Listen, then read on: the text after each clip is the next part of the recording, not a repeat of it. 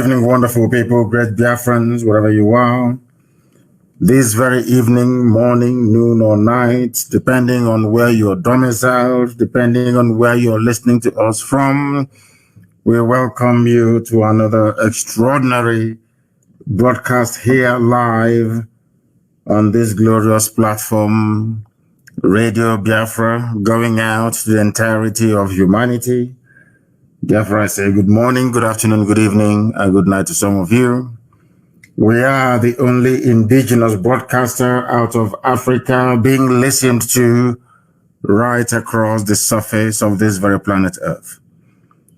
And as always, as I'm welcoming you, please endeavor to welcome other people as well. Share the links as widely as possible. And as always, house rules and protocols dictate that I must tell you how we operate on this very platform. You are listening to us on a multitude of platforms, I must say. We are simulcasting this very broadcast. We are on FM in Biafra land. We are on satellite. We are on IPOB Community Radio. We are on Twitter. We are on Instagram. We are broadcasting on Facebook. We are everywhere. If you wish to, and of course, YouTube. I keep forgetting YouTube. University of Radio Biafra is on YouTube. Try and share that as well, especially those who are in civilized countries where data doesn't cost very much. If you're listening to us via Radio Biafra app, it is a low data usage platform. So also is IPOB Community Radio. If you experience any difficulties, please go to Twitter or you go to Instagram. It is very clean, very crisp. So also is YouTube as well. I welcome each and every one of you. Heaven has given me a message to preach, and I must preach it this very evening. Biafra land time now. The time now is 4 minutes past 7 p.m. in the evening, which confirms that we are live and direct. If you look at your clock right now, or your wristwatch, or your timepiece, the time is precisely 4 minutes past the top of the hour. Regardless of where you are, I welcome each and every one of you. I welcome our Ududuwa brethren who are listening from right across the world. And for the very first time, I also welcome Middle Belt as well, because they have listened and they have raised their banner as well. We have seen their coat of arms, we have seen their flag, and we welcome them to this very family of liberators and those wishing to extricate themselves from the damnable Zoological Republic of Nigeria. Before we go any further, I am going to pray as tradition demands. And as I hand over our proceedings this very evening, morning, noon, or night, depending on where you are, to the Most High Elohim, I ask you please to get your pen and paper ready, because somebody made a very serious joke, which I think I will allude to in the course of our program this very evening. Do not forget your pen and your paper, because the whole world is listening. Every government of the world is listening. Every intelligence agency around the world is listening. People are listening. And I'm told so also are immigration officials from Canada as well. Everybody listens to Radio Biafra. They all do. If you go to Abuja now, everywhere is calm. Every government house you have in the zoo, people are attentively glued to their listening device to receive this very gospel that Elohim has mandated me to preach. And I must preach it. My name is Mazi Nnamdi Kanu. I am the leader of the largest mass movement on the face of this earth, the indigenous people of Biafra, IPOB. I am the director of Radio Biafra and Biafra Television, and by the very special grace of the Most High Elohim, a servant of the wonderful people of Biafra. Once again, I must warn those of you who are listening via Facebook, my official page, you know it is heavily sanctioned.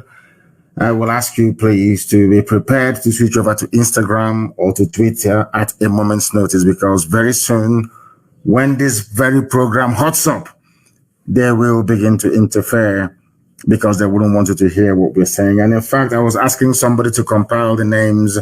I want to do a very, very special post on my page tomorrow morning and I was compiling the names of all the journalists in the zoo who are influential, all the journalists responsible for sustaining what is in essence unsustainable, this very regime of tyranny, a regime of terrorism, a regime of backwardness, a regime of poverty, piloted by the Fulani Caliphate.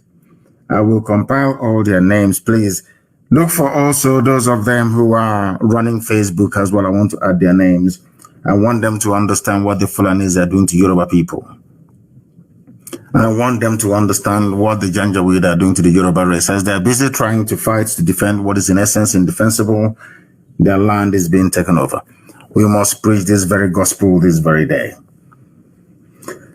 Ezi onye nwanyi na Chineke nna nke pụrụ ihe niile Chukwu okike abịa ma bi n'igwe. Onye jupụtara na nsọ, onye dị ebube ma ruo mgbe niile ebighị ebi. Onye anyị na-efe wee na-akpụ isi ala nye. Onye ọ bụ naanị ya bụ Chineke nna, ịbụghị mmadụ. O mekataghị ka iwe bụrụ anụkpa ahụ nke gị nwee ikere eze ebube dị ngọzi. Ị nọ na mmụọ onye nwe m. Ebe obibi gị bụ ebe kachasị ebe niile elu. N'ihi na ịdị nsọ wee karịa nghọta nke mmadụ dị ndụ. O nweghị ihe ọbụla bụ ihe eji ama atụ sị na ọ bụ ya yiri gị. O nweghị ihe ọbụla bụ ihe gị nwee ikere eze ebube dị ngọzi. A pụrụ iji wee si n'ihe dị etu a dịka Chineke nna nke bi n'igwe. Ọ bịa mere ndị gboo ji wee tụọ gị aha n'ibe ebighị ebi. N'ihi na enweghị mmalite enweghị ọgwụgwụ. Ahapụ m aga m eto gị ụbọchị nne n'ime ndụ m. N'ihi na ọ bụ naanị gị bụ Chineke nna nke usu niile nke ndị agha. Ọ bụ naanị gị na-epuru anyị ụzọ nna nke ebere. Ọ bụ naanị gị na-alụrụ ndị gị ọgụ, naanị gị na-agbụrụ anyị ọbụ onye nwe m. Ọ bụ na ọ gbadara aka gị ka anyị nọ ka e were Biafra nke gị onwe ekere eze ebube dị ngọzi wee nyefee gị n'aka ka i wee zọpụta ụmụ gị n'aka ajọ ihe. N'ihi na mkpagbu dị iche iche dakwasara ndị gị Chineke nna nke igwe. Ọchịchịrị wee si ebe o si wee kunie. Eleghị anya ọ bụ site na akparamagwa ọjọọ anyị maọbụ mmehie. Mana onye nwe anyị na Chineke nna biko barịọ ka anyị na-arịọ ka iwe gbaghara anyị mmehie anyị niile. Ọ bụghị na anyị toruru mmeso ọma gị nna nke ebere dị ngọzi. Kama anyị wee na-arịọ ka iwe cheta ụkwụ ọgba ndụ gị n'isi anyị. N'ihi na isi na mgbe ọbụla anyị kuniri wee chighata azụ wee cheta na ọ bụ naanị gị bụ Chineke nna na ọ bụ gị bụ nna nke ụmụ Biafra na ị ga-azọpụta ndị gị. Na ị ga-abụrụ anyị nna anyị wee bụrụ gị ụmụnna nke igwe. Anyị wee na-asị n'oge ahụ eruwekwanụ mgbe nọ n'ọwụla ji alaghachi na-akwụ ya ka ị wee zọpụta ndị gị nna nke ebere dị ngọzi. Na ala Biafra bụ ala nke gọziri agọzi nna nke igwe. Abịa m iji wee mee ka mmadụ izi n'elu ụwa wee sị na Biafra wee kunie. Anyị wee na-asị gị gosi mba niile dị iche iche na ọ bụghị bụ Chineke nna. Na ike niile nọ n'ọbadara aka gị na ọ bụghị n'ọbadara aka nke Britain bụ mmadụ dị ndụ nna nke igwe.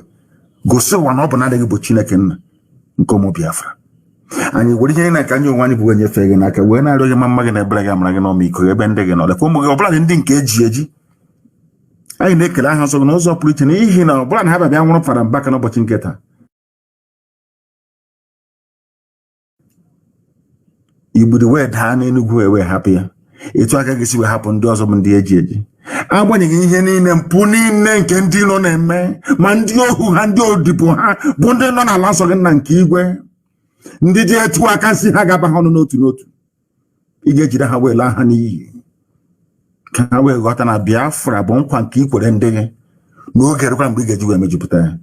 Anyị wee na-asị gị otuto na nsọpụrụ na ịja mma niile dịrị aha nsọ gị onye kere eluigwe n'ụwa. Elohim Adonai El Shaddai. Ugbu a ma ruo mgbe niile ebighị ka a na-arịọ gị ise ise ise. Ọkwa n'ozi ọma Chineke. My goodness. You will allow me to preach this very gospel this evening.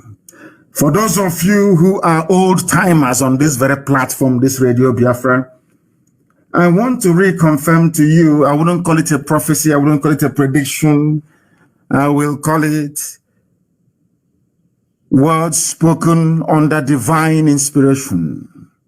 That is why the accuracy of our prophecies is unmatchable.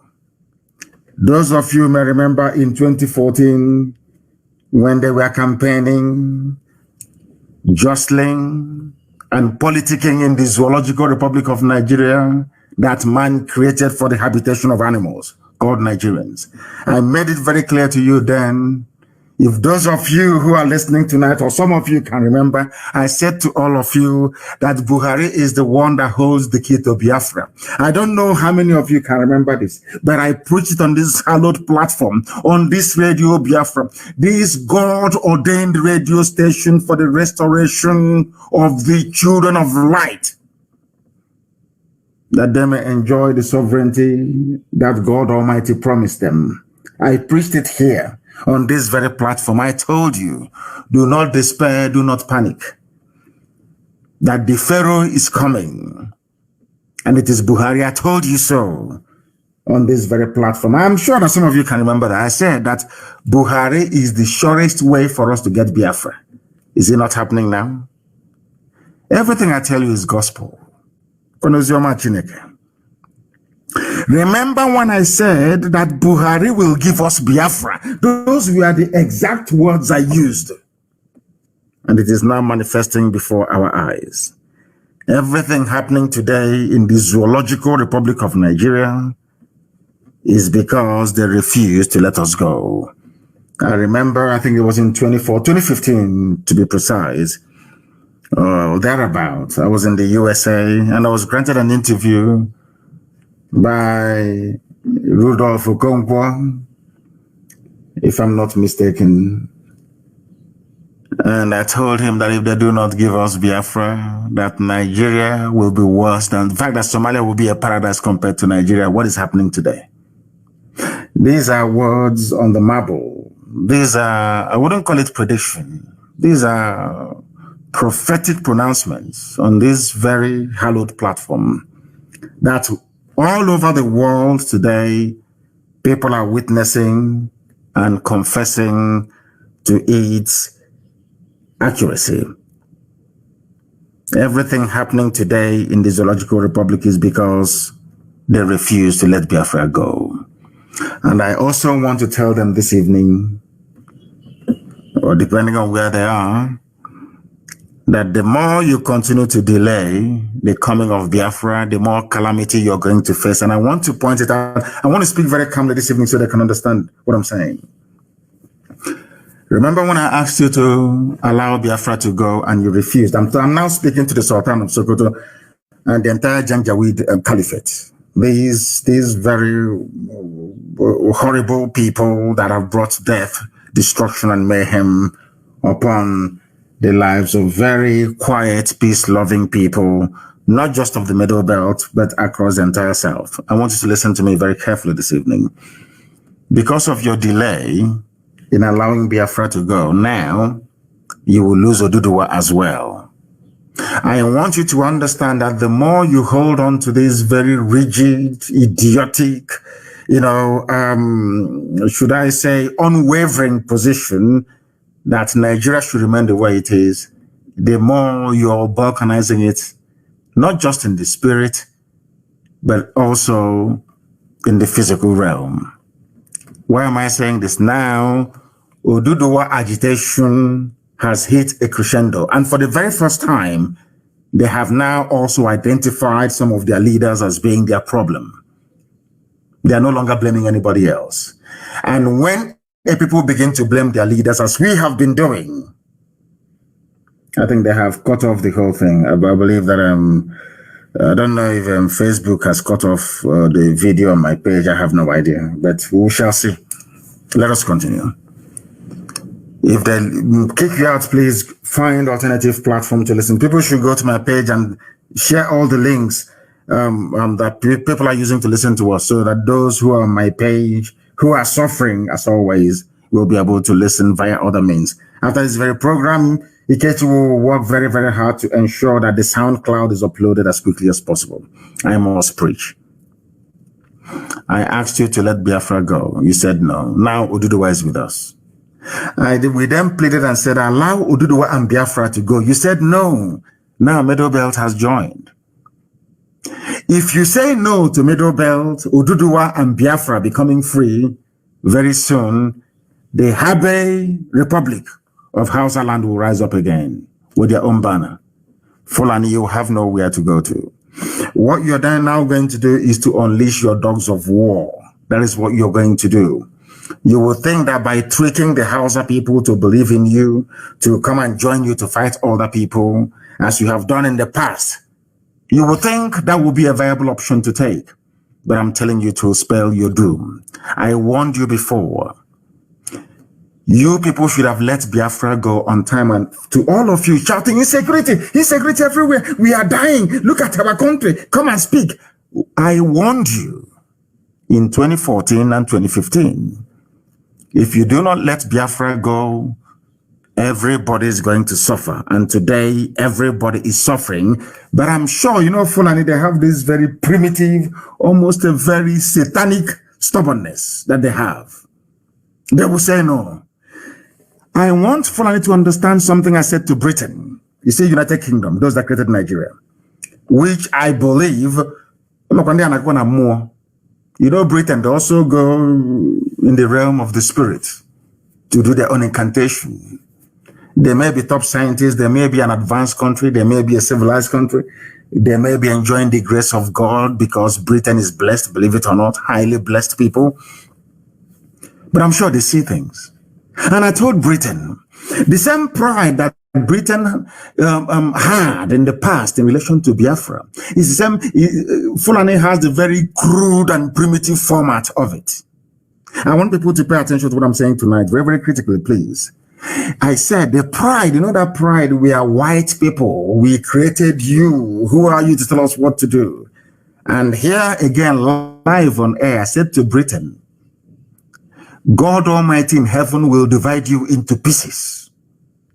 And when you are being cut up into pieces, your soothsayers will be telling you it is because of Biafra, but your pride will tell you it is not. How can God love those niggers from Africa? Those monkeys is not possible. But I'm telling you again tonight, maybe now that your policies have changed slightly towards Biafra, you may have a reprieve.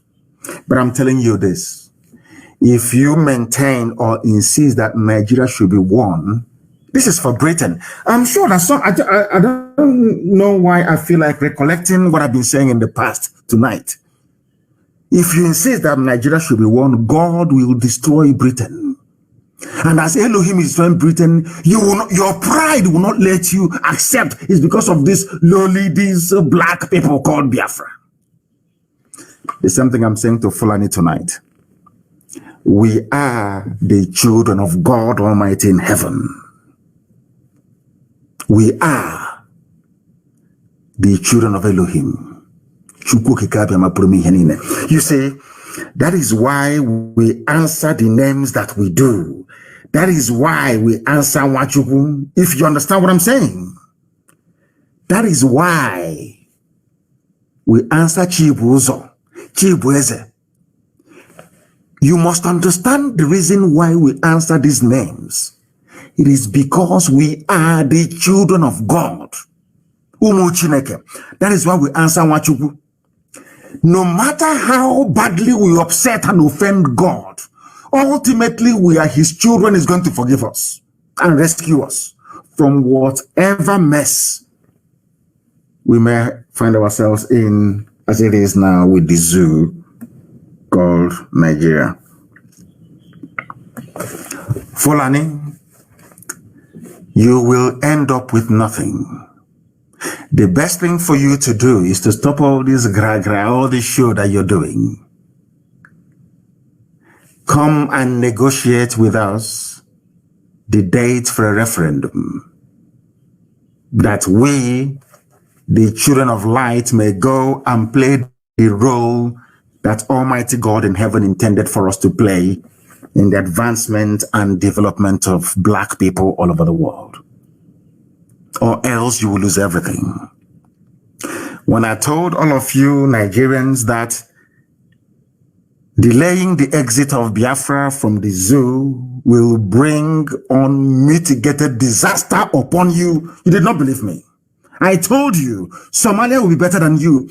Allow us to go. You thought I was the one who is going to fight? No, not at all. The host of heaven is now fighting on our behalf. And I'm warning you, even Britain can see the handwriting on the wall. You, Janjaweed Caliphate, I am advising you, as fellow Africans, if I can call you that, the sooner you let Biafra go, the better, or else you will lose everything. And you see Sokoto State, that is the seat of your power. A war will be fought there for 136 years. After that, you will lose everything.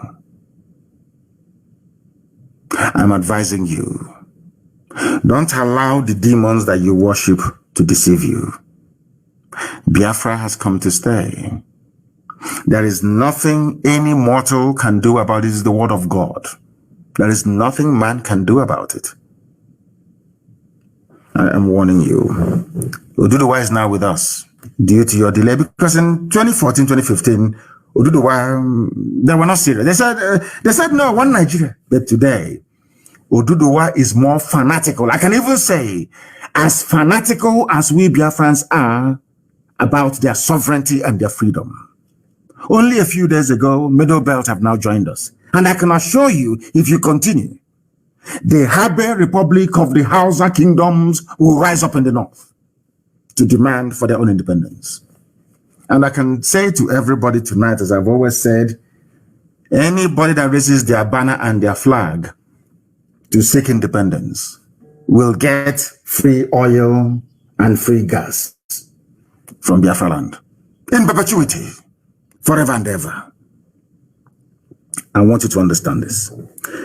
Therefore, every security agent in Nigeria, every soldier, every police, every naval man or woman, every Air Force personnel, those of you in civil defense, you must each go back to your villages.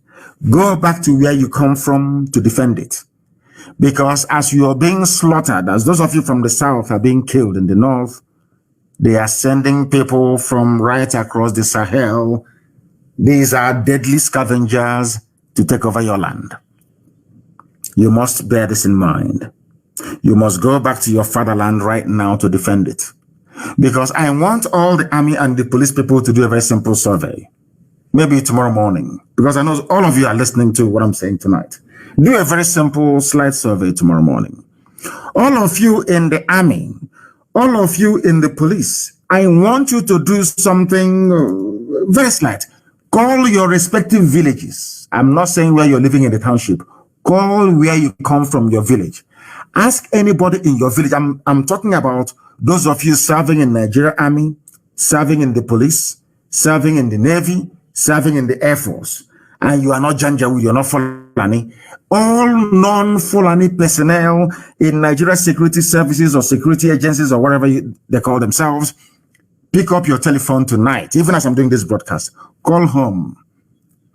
Ask them, are there Fulani terrorists, headsmen, Mietiala in my village? How far are they from my house? Just make a very simple phone call. That will convince you that as you are busy defending your one Nigeria for the Fulani, inadvertently, they are busy conquering you. It's a very simple experiment. You are a soldier, you are in Navy, you are in Air Force. Pick up the phone. I'm not saying because you are born in Ojuelegba, you should call and say, is anything happening in Ojuelegba? No. Call your village where your father comes from, where your grandparents come from. Because we are patrilineal, we lean towards our father. We come from where our father comes from. Call your village. Ask people in your village, how close are the Fulani terrorists to my house? How close are they to where I'm living or supposed to be living? They will tell you. Only then will you appreciate what we've been saying for long, that the more you fight for one Nigeria, you are doing it for the sole benefit of the Fulani Caliphate, because they are busy taking over your village. They are keeping you busy in the army and in the police. Meanwhile, they have taken over your village. You know, when people say to me that there are people from the Middle Belt who are still in the police and in the army, serving in various locations and trying to defend one Nigeria, I feel sorry for them. Go back to your village and see what life is like there. They are in refugee camps. That tells you all you need to know about the zoo and why you must heed my call this evening. You're not going to die of hunger. Abandon the army, abandon the police. Go back to where you come from and defend your land, because the Fulanis have come in to take it over from you. You must go back home and defend your land right now. Has it not dawned on everybody that the defense of one Nigeria as presently constituted is only aiding the march of the Janjaweed Caliphate to the Atlantic? Because the more you're in Borno serving, you're in Yobe, you're in Taraba. The same Ibek you come from, the Fulanis are there trying to take over your land, killing, raping, maiming people. Did you not see the batch they sent to Yoruba land that was intercepted today? But there are Yoruba people who are fighting right now in Nigeria army in Borno as they are moving towards the north to go and defend their so-called one Nigeria against Boko Haram, which incidentally was created by the same Fulani people. Another consignment of Fulani killers and murderers are heading into Yoruba land. Does that make sense to anybody at all?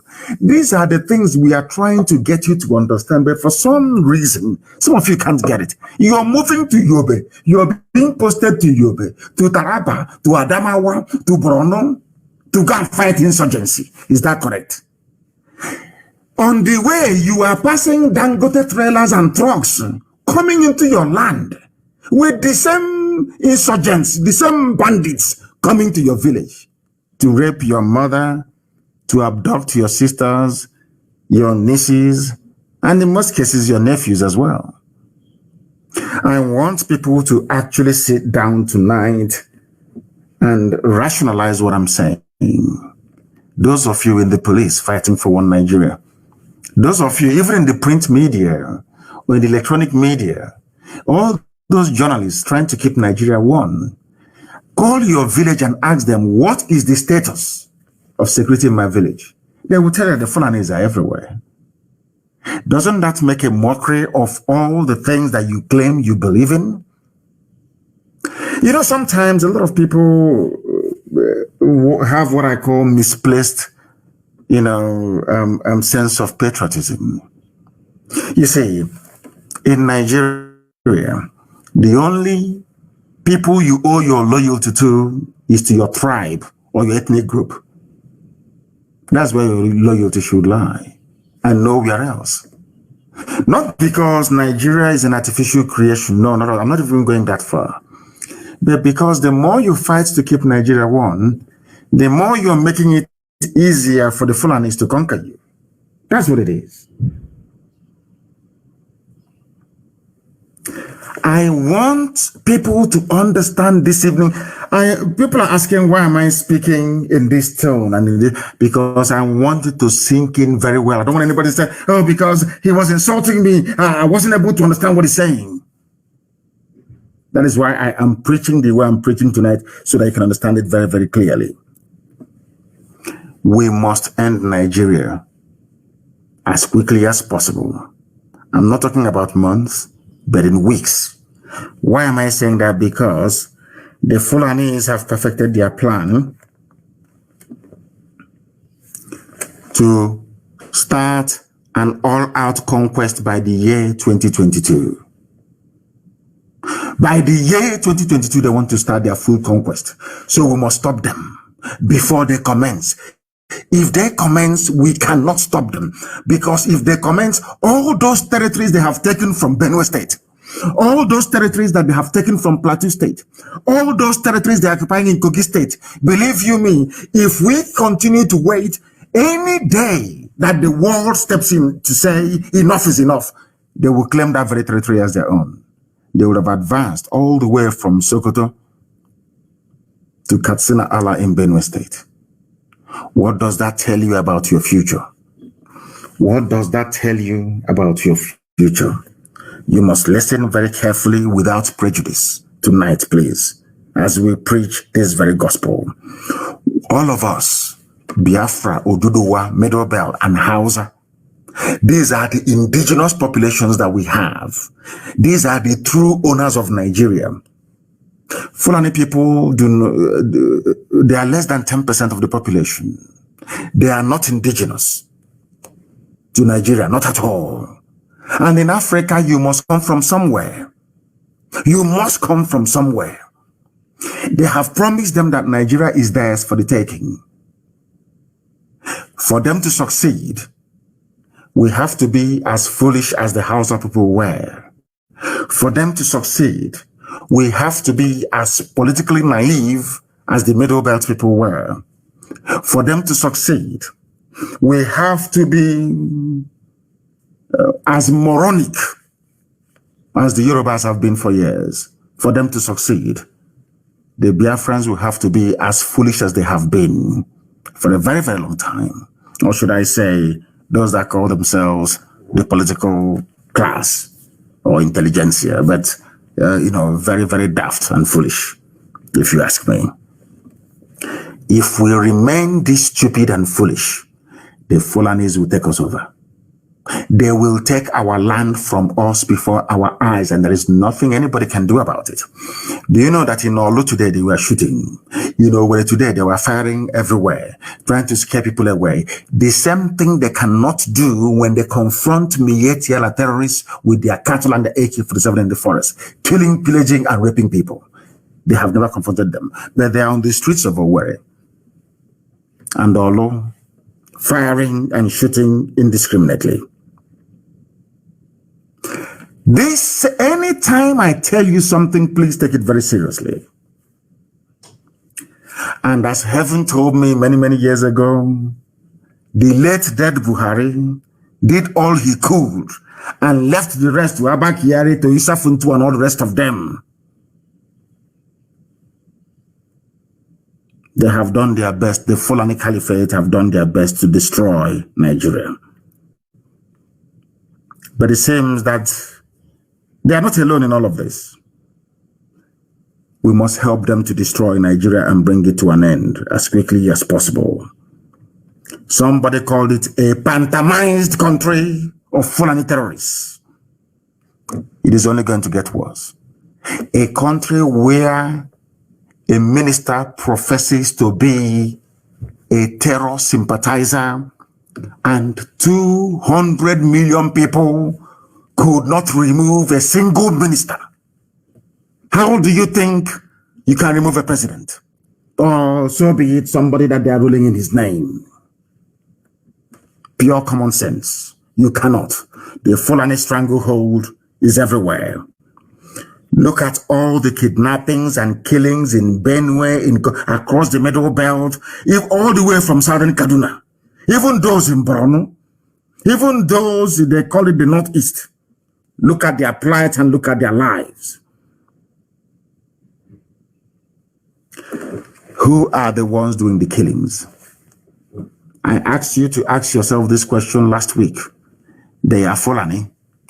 Who gave them the guns with which to carry out all these murder, sackings, mayhem all over the place? This is where Nigerians do not reason, where they do not think. They don't think and they do not reason. I want to ask them, look at all the kidnappings, the killings, the land grabbing, the forcible conversion of Christians to Muslims happening in Niger State and elsewhere. Look at all the things that have been happening. Who gave guns to these people?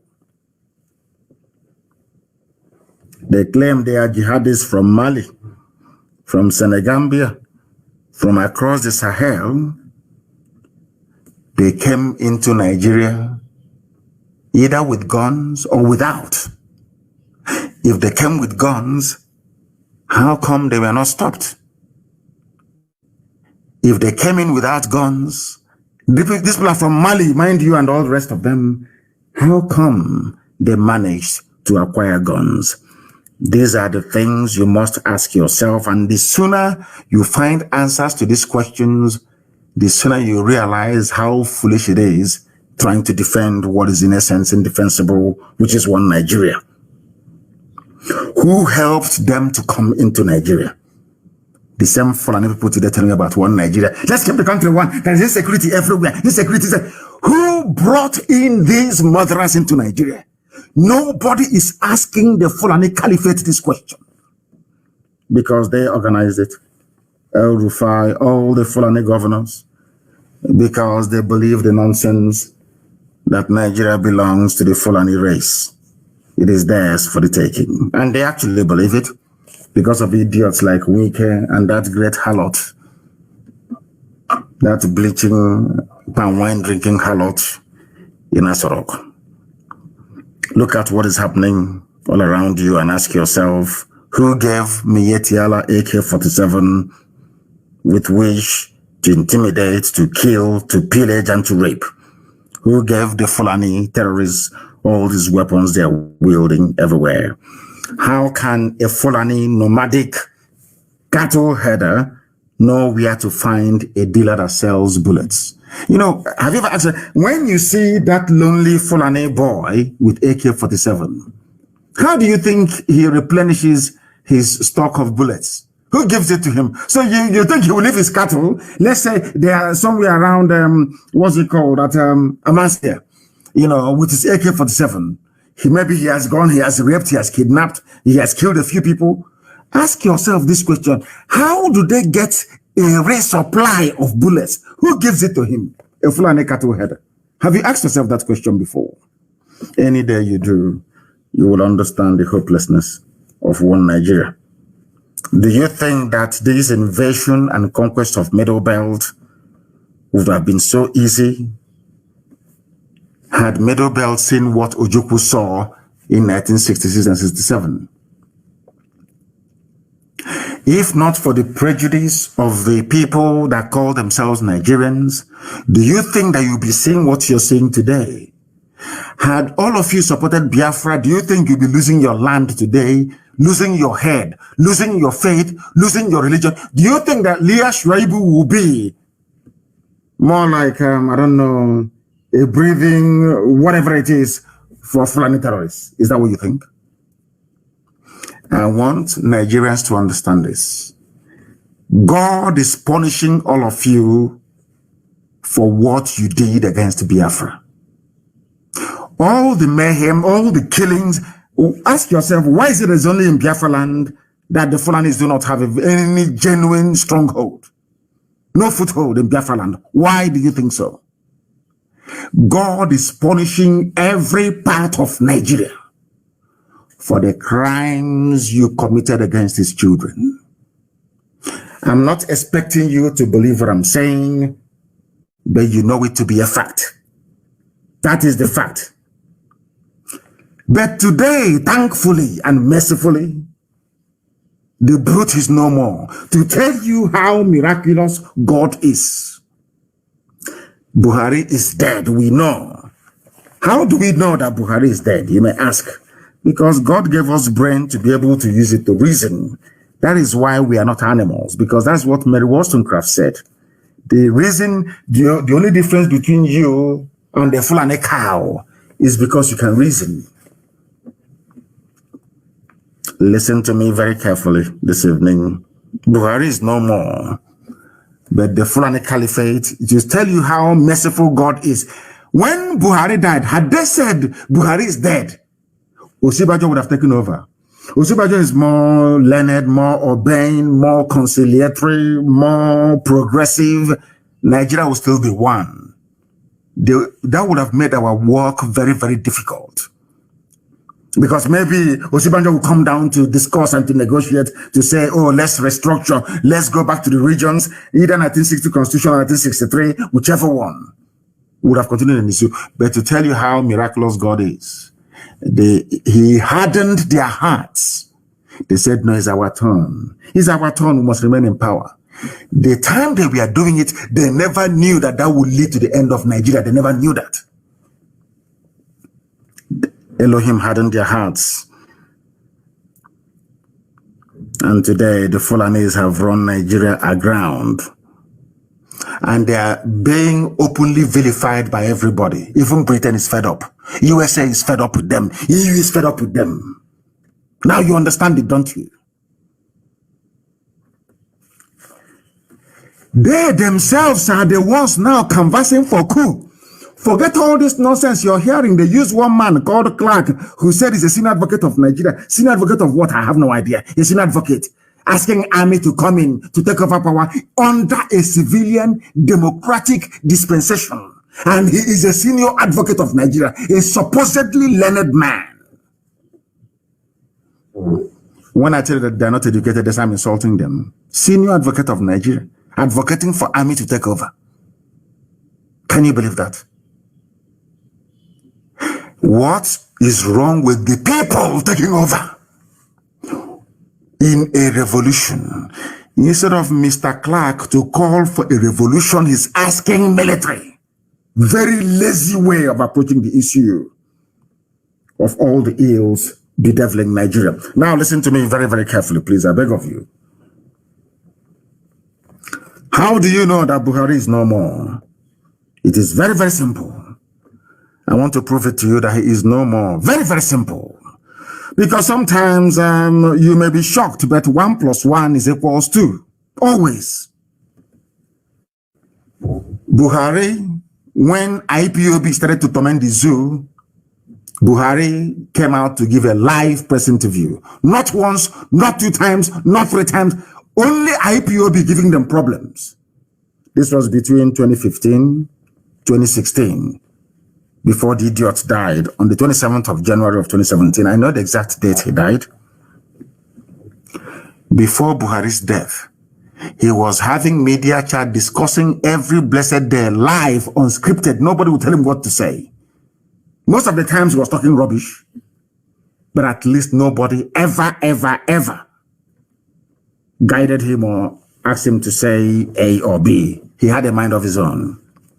Now, the Senate of Nigeria, listen very carefully, in a democracy, the Senate of Nigeria, or should I say a part of them, came out to say, we have not heard from our president despite the daily killings.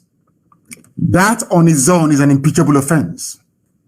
That on its own is an impeachable offense. You are telling me that a president is alive in a country bedeviled by insecurity left, right, and center. They are minting money, they are printing money every day. They call it quantitative easing. NMPC does not have any money anymore. They fall and they sell the oil and they pocket the money. The zoo is sinking. You have not heard from somebody who claims he's a president. Compare the character of the mask-wearing idiot now to the Buhari you had before. Are they the same? You know, sometimes in life, you expect people to be able to reason properly.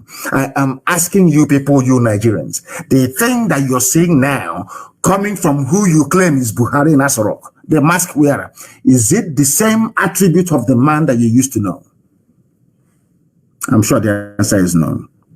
A whole Senate of the country lamenting, we have not heard from the president. The country is collapsing. There is going to be war very, very soon. And he cannot speak. Do you know why he cannot speak? Because they know we are watching them. The fear of IPOB.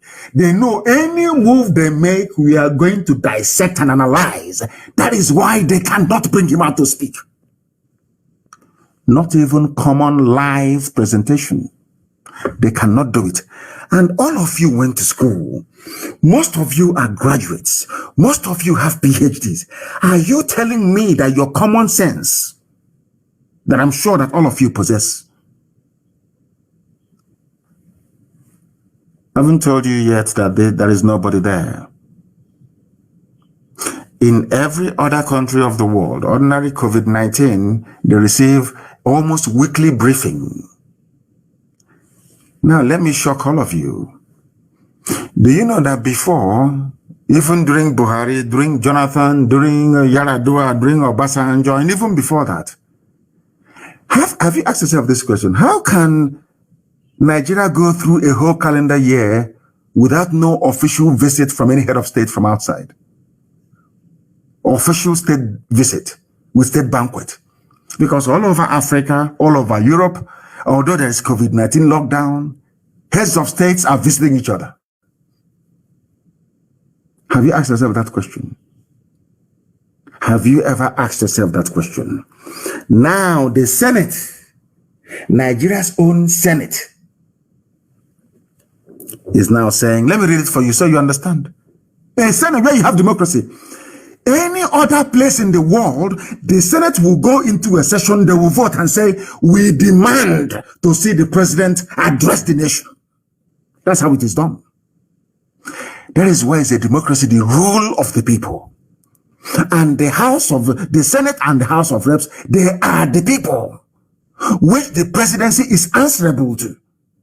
If they are serious, all they need to do is to lay down a motion on the floor of both houses to say, we have overwhelming, uncontainable insecurity in the country, and we demand that the president address the media in a media chat to be bye-bye for everybody. But they know that the man there is not Buhari. They cannot bring him out unless they set the stage, unless they choreographed everything, unless they plan it perfectly well. And I'm asking you people, as those that claim they're learned, what does that tell you about Asorok?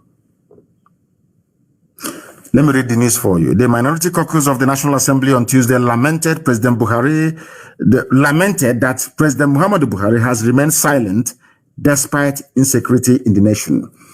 Now, your primary duty as a head of state, I am not a head of state, but my primary duty is to make sure that the IPOB family all over the world, that they are fine, in good condition.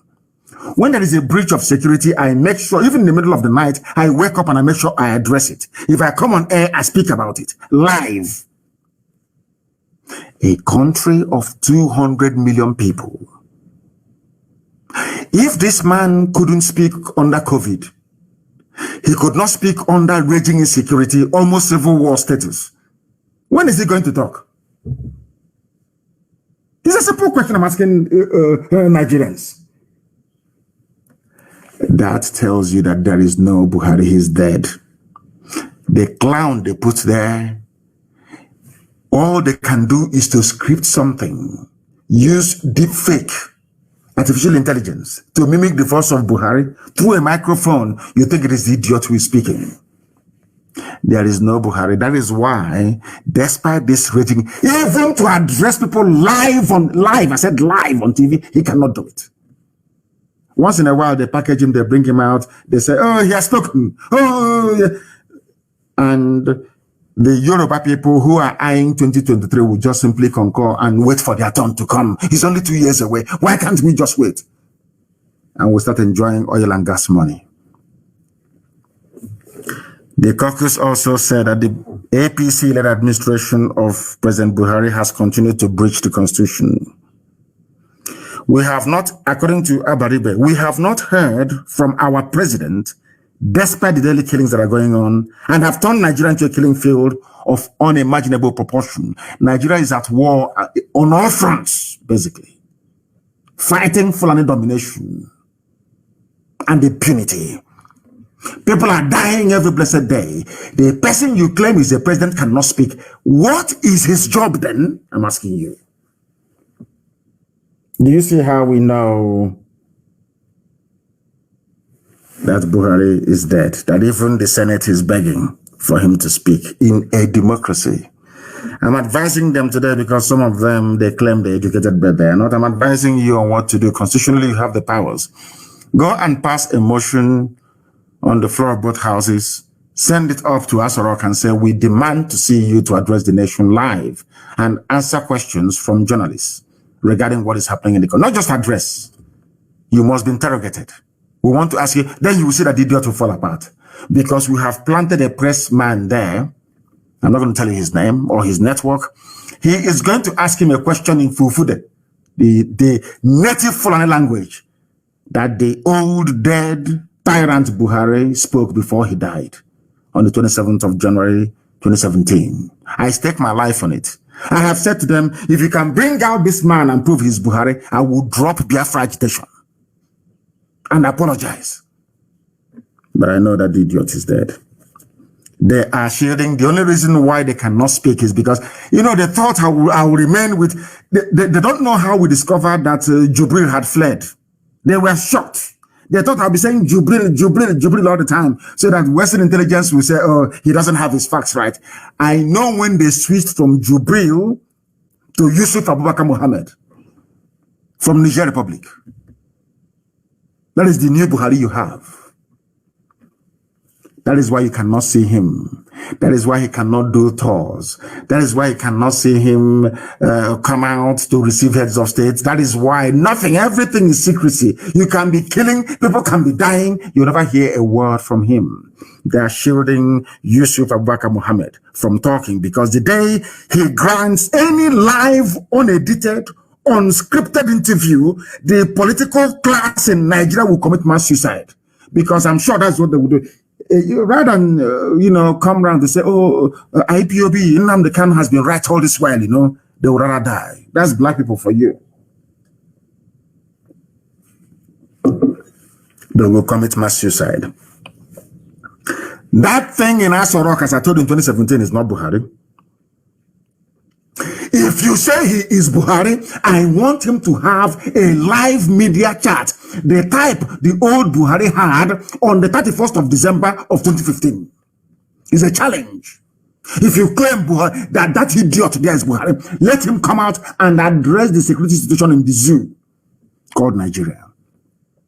In a live media chat, he will never ever do it.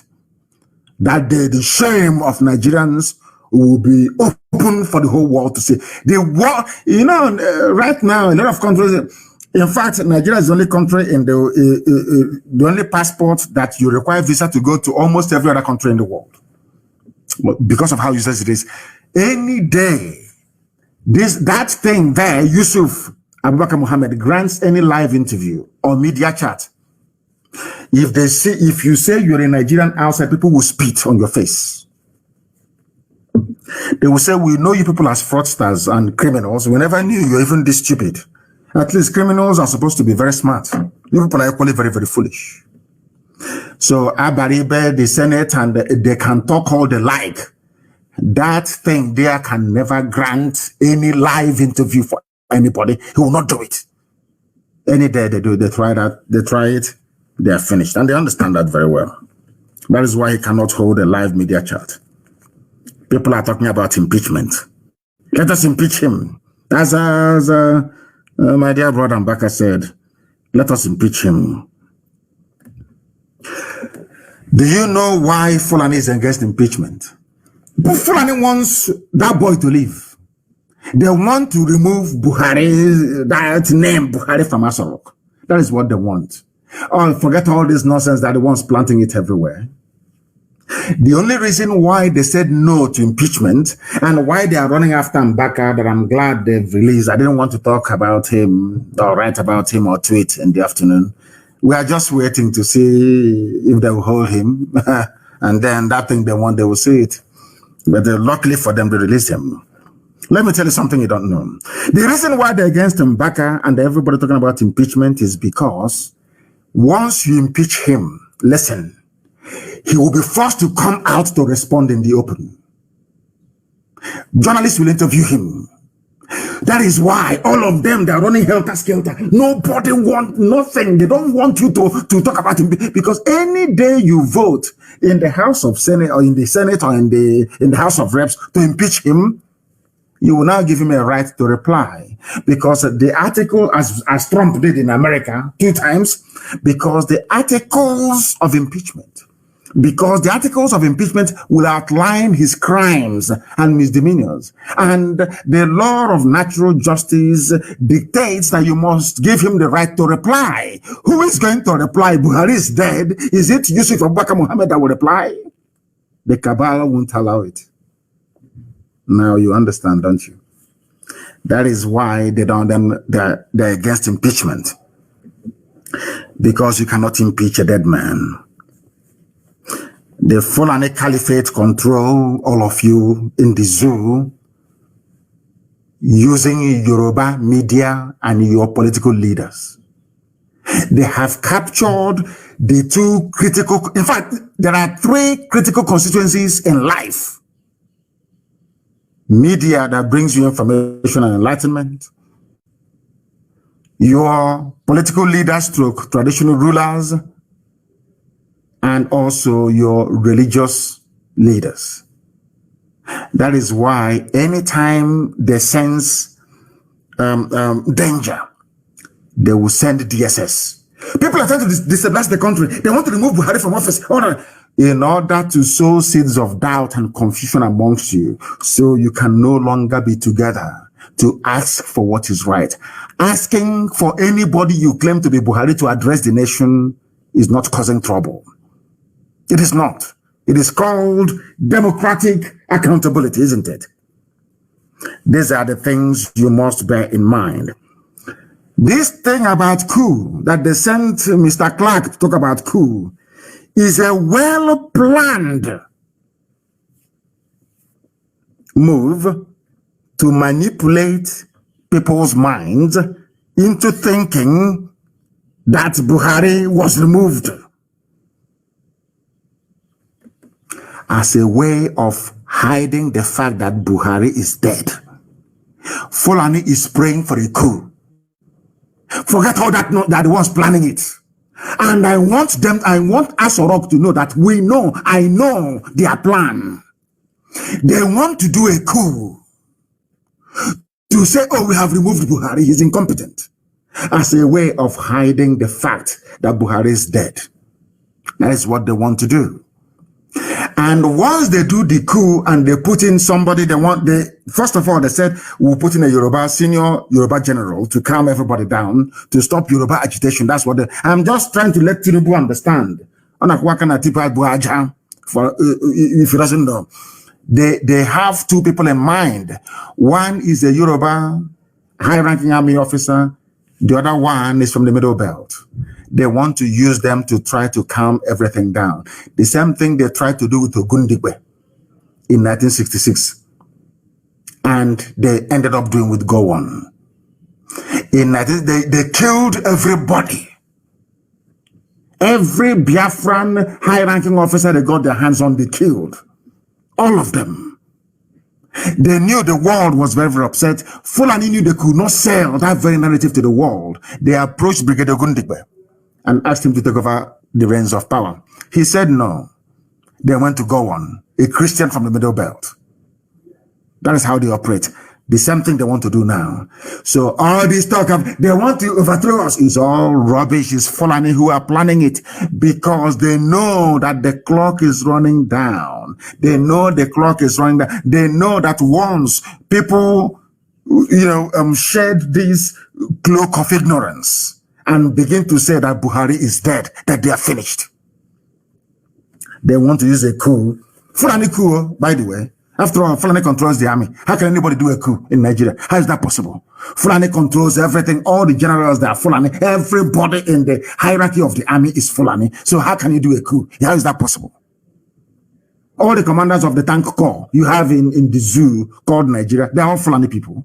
So how can you do a coup? All the people that lead the infantry in Nigeria are all the commanders, they're all Fulani. So how can you conduct a coup?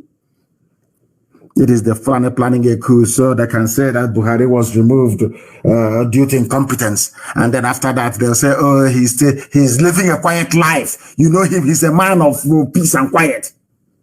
After a while, they'll now tell that Buhari is dead. He died in his sleep. That's what they want to do. If you don't know, let me tell you. And I'm saying to Fulani Caliphate tonight, you don't know who you're dealing with. Before you make any move, we know. Every move that you make, we know. We are aware of it. So stop deceiving yourselves. We know what you're up to.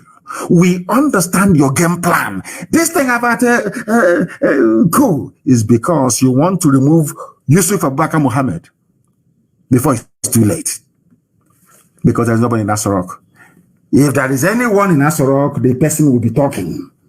Nigeria is finished. There is no country called Nigeria anymore. Nigeria finished last year.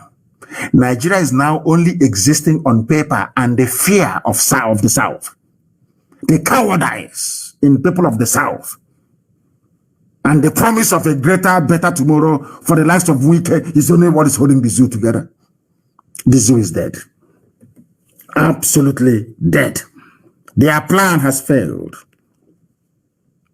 Only if the politicians we have in Biafra, and in fact in the entire South, can repent, or else what awaits them is doom. The game the Fulanis are playing, just don't Remember, I told you tonight, the game the Fulanis are playing is to carry out a coup and install a Yoruba senior army officer or somebody from the Middle Belt to calm everybody down. That's what they want to do. And I want them to understand that we know. Well, our intelligence services is second to none in the whole world. In fact, by the time that Biafra stands, I'm sure that even Mossad will be coming to us to learn one or two things. These people think that we are stupid, but we are not. We are highly intelligent, more intelligent than all of them put together. They want to carry out a coup and claim that Buhari was removed. People are talking about insecurity. In the same country where people are being forcibly converted to Islam, in Niger State, in broad daylight. People abducted, people killed. Army today firing in Olu, army today firing in Owerri, shooting sporadically everywhere. There is war. A slow burning war in the zoo, but you don't know. I don't know why the Middle Belt people will not rise up to defend their land, because it's now very clear that you can lament and cry from now till their kingdom come. The world won't listen to you. Defend yourselves. That is what you need to do. That is what you must do. To tell you that this is their plan, all of them, it is their plan together, all of them. To tell that they planned all of these things. Now listen to what a minister is saying. You know, sometimes when you hear these things, you don't quite believe it at first. You think, oh, maybe somebody's pulling your legs, until you go and verify it for yourself. Kidnapping and banditry are not federal offenses in Nigeria, according to Buhari's government. Also, you know, Buhari by name. When I say Buhari, it doesn't mean Buhari is alive. It's the name they're using to rule. Are you listening to me? Kidnapping and banditry are not federal offenses in Nigeria. Then I asked them, what are federal offenses in Nigeria then? I don't know how, do you see how foolish these people are? You see, sometimes I don't know if this is punishment or what from God that I should be discussing monkeys like this. This man is a baboon. Why do you have federal high courts then and federal courts of appeal? So all the cases being tried, you know, this is something that Nigerians don't know. Even those that call themselves lawyers, like backyard quack lawyers like Wike. Quack, backyard lawyer. Let me ask you Nigerians for 1 second. What cases do you think are tried in a federal high court? God, zoological republic. And these people actually go to school, spend 4 years in a university and come out as graduates. Even doctorate degree holders of law. If kidnapping and banditry are not federal offenses, then why are you trying them in a federal high court? That's the meaning of it. Federal high court for federal offenses. State high court for state offenses. Sharia court for Sharia offenses, so to speak. Customary court for customary offenses. Do you know that even the states, they have their own appeal court, so to speak? Now you are trying a case in a federal high court, which means it is a federal offense. But it is in the zoo. They don't know the meaning of it. They have no idea what it means. Nigeria is worse than a jungle. If a kidnapper and a bandit killing, slaughtering, raping people is not a federal offense. Oh, sorry, federal offense is asking for a referendum. And you people have time for these animals that call themselves politicians. Fools who cannot even reason very well. You have time for these people. This UG, they said, that's what Lai Mohammed said. It's not a federal offense. Federal offense is asking for your freedom. And all Nigerians can do is outrage. Outrage, as Lai Mohammed says, prosecuting bandits, not Buhari's government's job. What is your job then? You took a constitution, you swore to protect lives and property. That was what you swore to do. Now tell me, for goodness sake, tell me please, what is your job? Even the government that you claim that you have do not know their job anymore. They don't know what they're supposed to do. And they are in power. And you allow them to be in power. All you can do is outrage. We are outraged. Oh, have you heard what they are saying? Oh, have you heard what Lai Mohammed said? And that is all. The only solution is a popular revolution. I want youths from across the Middle Belt and the entire South to sit down, not to sit down in one place, communicate amongst yourselves and decide for a day to come when people will take over the streets. Let the revolution start. We outnumber them. They have AK-47. We have AK-47. They know it will be suicide for them to shoot at any crowd. They know it is suicide, not just for them, but for politicians nearby. The time for the revolution has come. Every day you lament, you tweet, you lament, you go to Facebook, you lament. Nothing is happening. They will never listen. That is who they are. That is how they are wired. They are never, ever going to listen. The only way they can listen is through mass action. A revolution is what is needed. A revolution. Quit complaining, quit whining, and come out for this very revolution that must happen. It must happen. The same Fulani that brought in the bandits that are killing you are telling you that banditry is not a criminal offense. According to them, it's not their job to prosecute them. And by the way, if you're killed by kidnappers, you will go to heaven. According to Islamic cleric, we have 72 virgins will be waiting for you. I don't know what is waiting for the women. I know that for the men, 72 virgins are waiting for you. For the women, I don't know if it's 72 men who are waiting for you as well. I have no idea. According to a cleric in a country you call civilized. How can, some of you don't even have shame. How can you come from a country like this? If you're killed by criminals, the same Fulani criminals, they will not be prosecuted. No wonder nobody's arresting them. If it's not a federal offense, so, because, listen, the Nigeria is called Nigeria Police Force, which means it is loyal to the federal government. The army is loyal to the federal government. And they do not see kidnapping and banditry by Fulani people as a criminal offense. No wonder nobody's arresting them now. Because is it a criminal offense to them? Do you understand me now? Being killed by kidnappers is the sure way of going to heaven. Only in Nigeria. You wake up the next day, I'm a Nigerian. Shame on all of you that stupidly refer to yourselves as Nigerians. Shame and big shame on all of you. The same people that came into power telling you will solve every problem. Look at, some of you have no regard for history. Friedrich Lugard told you that these people are spendthrift. All they know how to do is to spend money. Oyibo told you this nearly 100 years ago. White man told you this.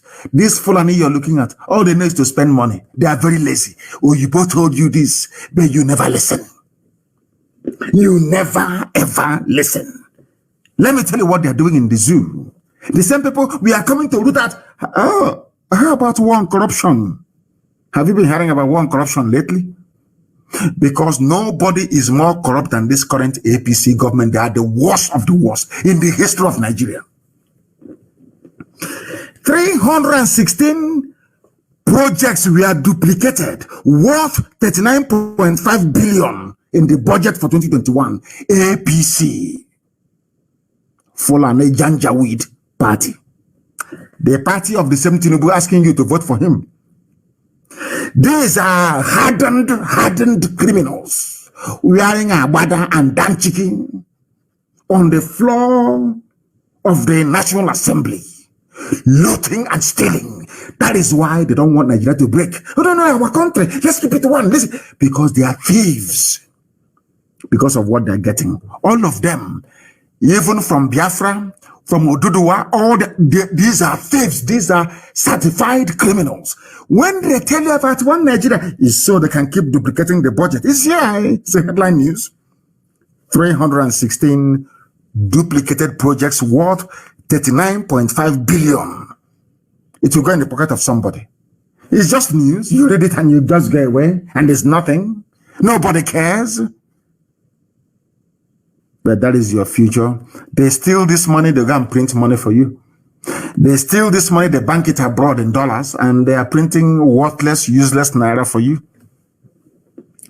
You people are in for one almighty shock. I'm telling all of you. But you will not know. After all, you're from the zoo. What do you know? Well, you know that when the Fulanis came from Futajalon to conquer you, they're not coming from all across the Sahel in your backyard. You call the police will not come because it's a federal offense. According to federal government, it is not an offense. A supposedly federal offense is not a federal offense when it comes to Fulani. Are you listening to me? Isn't it very ironic? We have even the effrontery to even have the guts to face the media to mouth such rubbish. I'm sure the entire diplomatic corps in Nigeria will be wondering what sort of animals are these. Kidnapping and banditry is not a federal offense. Therefore, federal police cannot arrest them. Army cannot arrest them. But they can arrest people who are agitating. They can arrest Fadambaka. They can burn people's homes in Imo State. And you call that thing a country? It is a shithole, as Trump famously said. I'm telling you the truth. They duplicate, they steal, they pillage. As bandits are pillaging you, taking your land from you, your so-called Fulani APC politicians are pillaging you by duplicating projects and pocketing the money. Tomorrow the idiot to come on Channels TV or AIT. Our country needs to be one. We need to synergize and look for a way out of this. Meanwhile, his pocket is stuffed with 36 billion. Criminals everywhere. The zoo has fallen. Nigerian military wants politicians, soldiers against coup. There are some types of discussions you have in Nigeria that makes me wonder what type of God created you people. What type of schools you went to. There is a senior advocate of Nigeria, alleged senior advocate of Nigeria, asking for coup to be conducted. And I want to ask him, which part of the world, civilized world, even ordinary Egypt, ordinary Egypt, can you have people coming out, somebody who is learned? I believe he has read history to come out to say the military should take over. What stops you from taking over? Does power belong to the military? Okay, you're telling us that whoever is carrying a gun is who power belongs to. A senior advocate of Nigeria. No wonder the entire judicial system, the entire legal system in the zoo is laughable. In the history of the world, if you want to change a government, it should be led by the people, by popular uprising. That was the mistake that Nzogwu made. Nzogwu shouldn't have led the coup of 1966. What for? It's not your job. Your job is to defend the territorial integrity of the zoo, if it has one, that is. You're a soldier. It's not your job to be dabbling into politics. Allow the people to feel the pain so much that one day they will say enough is enough. That is the type of change that transforms society. And I expect somebody who is a senior advocate of Nigeria to understand this very simple fact. But it's lost on him. Tomorrow he'll say he's learned, he's an elite, he's educated. But all his education is pure nonsense. If you're asking the army to take over, that means you do not trust the people. Is army the people? Every popular revolution around the world in the history of mankind has been led by ordinary people. Why are you inviting the army? Is it their business? Remember Russia?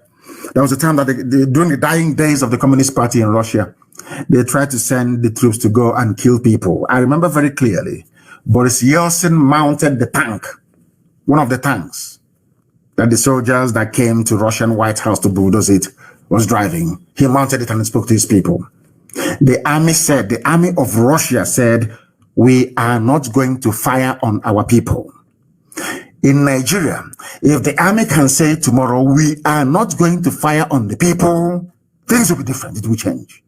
But because, of course, we are from Africa, slightly primitive, you know, African people, very primitive, very crude. If they promise you money and good life for your family, everybody else can go to hell. What Clark should have been saying is, let the army not fire on protesters when they come out on the streets to demand the change of government, not to ask the army to take over. It is a free lesson that we're giving to them. There has to be uprising, simultaneous uprising everywhere. I have said to Nigerian youths time and time again, we outnumber them.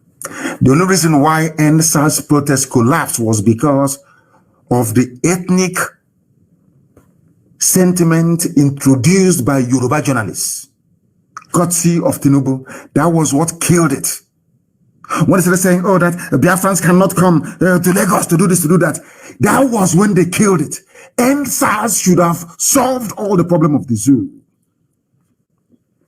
If we rise above it, if we rise above tribal considerations, focus our mind to destroy these people that have come to destroy us, believe you me, we are going to succeed. We must rise up at the same time, the same minute, the same second. Our goals are very, very simple. Every instrument of state, every political party apparatus must go down. Once it goes down, the zoo has collapsed. Now, what they would do from Asorok is to say, let us bring the people to negotiate the constitution. That's how it is done everywhere. You must force Fulani to do something. They are not going to do anything on their own. Never, ever, ever. You must compel them. You must force them. How do you compel them? There has to be simultaneous uprising everywhere at the same time in Nigeria. For only 48 hours, believe you me, they will call for the Sovereign National Conference. Because we outnumber the army. And I'm not sure that any stupid soldier is going to come down from Sambisa Forest, having escaped death at the hands of Boko Haram, to come back to start shooting people in his village. Is not going to happen. That is how you change things. Not calling for a coup, not calling for impeachment. They can't impeach him. They will not do anything until you do something. That's how this life is. You see, when the revolution happened in England, it was led by Oliver Cromwell. The king of England was saying, oh, God appointed us. We have blue blood. Oliver Cromwell said, I will cut off your head to prove to you that your blood is also red. That was what Oliver Cromwell said to King Charles I. Go and check it. George Washington led the popular revolution in America and said, enough is enough. We want to build a country where all men are born equal. Not this is a viscount, this is a duke, this is an earl, all that rubbish. This is a lord. No, we are all equal. And they built it. Popular resistance, popular revolution. That is what is needed in the Zoological Republic of Nigeria. You must understand that very, very clearly. We must rise up now. We outnumber the police, we outnumber the army. You must understand precisely what I'm saying. We outnumber them. We are more than them. What they have, we have. Right now. They just can't come and start. All of our people, those in Abuja and Lagos, oh, don't let him burn. Did you say that the soldiers were shooting in Olo today? And also, you know what? Are you aware of that? That who opposed Odemma, the Serikin Fulani, is the one that brought the war to Imo State. We outnumber them. We must abandon our businesses for 1 or 2 days. We must deal with these people. Only then, I'm telling you the truth, will they call for the Sovereign National Conference to say, what do we do? Until you get to that point, you are merely wasting your time writing, protesting. I heard some mothers were protesting about their children that were kidnapped. They went to National Assembly. Even National Assembly cannot get the person in Asorok to speak. So what do you think they can do for you? Nothing. Absolutely nothing. And these are the things you must understand. I want everybody now asking for regime change in Nigeria to understand this. That is why I say that Nigerians are not smart, they're not intelligent, they're very foolish people. I say it all the time, without apologies to anyone. Nigerians are naturally very, very foolish. They're very, very stupid. And I'll prove it to you tonight. Since there is doubt, let me put it that way, as to the identity of the man in Asorok, what I expected the likes of Clark to say, the senior advocate of the zoo, is very simple. If you want to change, if you want Fulani to go mad tomorrow, very simple. We do not believe that whoever you have in Asorok is Buhari, since he cannot address us. We need proof that he is Buhari. Believe you me, Nigeria will change within 1 week. When we gave you the expo, when we gave Nigerians the expo to say, only question the identity of the man in Asorok. You have all the proof. You have a little boy today. Tomorrow is a 25-year-old. The next day he's a 40-year-old. Nobody knows. His hands is so fresh. You know he's not Buhari. All of you, you know that. There is hole in his neck. Even to ask the question, why does he have a hole in his neck? And Fulani banditry will stop.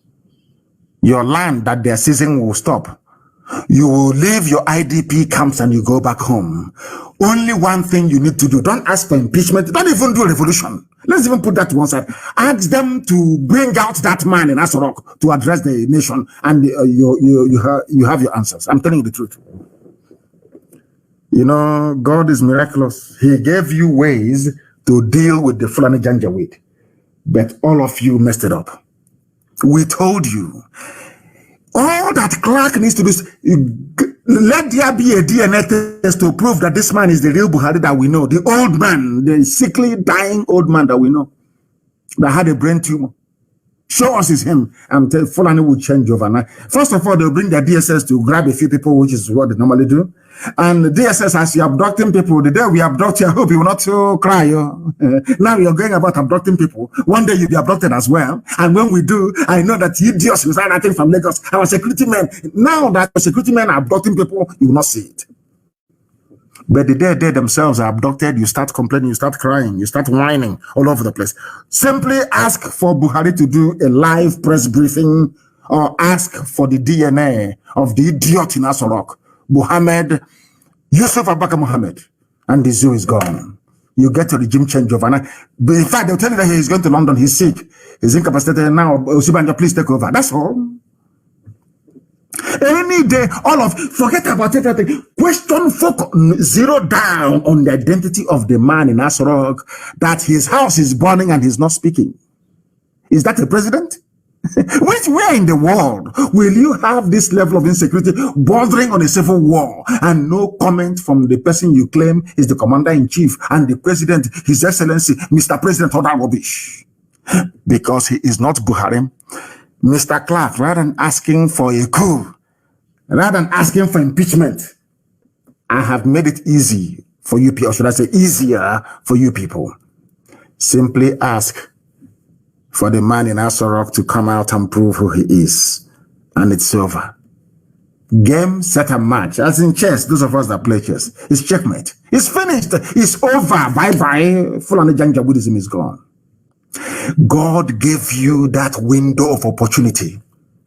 But Yoruba media, with their greed, and the sophisticated moronic brain, saved the Fulani Janjaweed.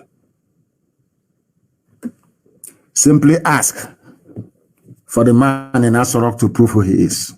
Why can't he speak? Anybody that knew the old Buhari, do you think that this new Buhari is the same person? Of course, the answer is no. Of course, the answer is no. They're saying we have uncovered plot to remove Buhari through civil unrest. Yes. Go, I want DSS, the army, and the police. Some of you are illiterates anyway. Just simply go online and Google sitting presidents removed by their people. You will see it there. How was Hosni Mubarak removed from office in Egypt? Is it not by popular uprising? In Romania, popular uprising? Everywhere, popular uprising? Because we are the people.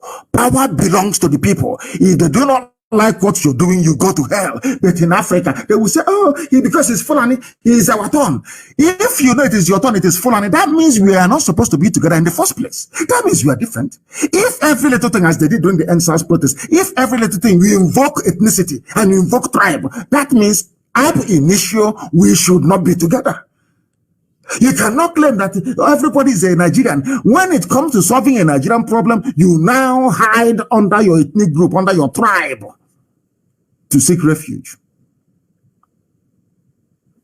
You hide under your tribe to seek refuge. It is not going to happen in our time. Ask for the ID of the man in Abuja and the idiot is gone. We have done a lot. IPOB, I commend all of you. all you children of heaven, that the zoo is where it is today is down to the work you've been doing over the years. Sometimes I know we can be very harsh on ourselves, but we have done very well, mind you. We have done very well. Look at what ESN has done in a very short period of time. That even Dave Umahi came out to say that there is no more Mietiala in Ebonyi State. You did it. You made it possible. Tenacity, doggedness, and determination. And that's where we are today. We have dissolved the zoo, more or less. And that is why some idiots that have been relegated to the background are doing everything to keep their name in the public domain, even at the risk of sounding like a mad dog. You know, one animal was making a caricature of himself. Maybe the price of cement has gone up and is making him mad. He cannot finish his hostel. So he came out to talk rubbish to try to keep his name somehow in the public domain. They cannot match our pedigree, our influence, and our reach. They understand that IPOB is the engine driving this very movement towards its natural and inevitable sovereignty. We are the catalyst for every other person rising up to ask for freedom. I will do the word, brethren, acknowledge that before me. Because of you people, that's why we're doing what we're doing. They said to me. Middle Belt the same. How many days was it I asked Middle Belt to come up and they did?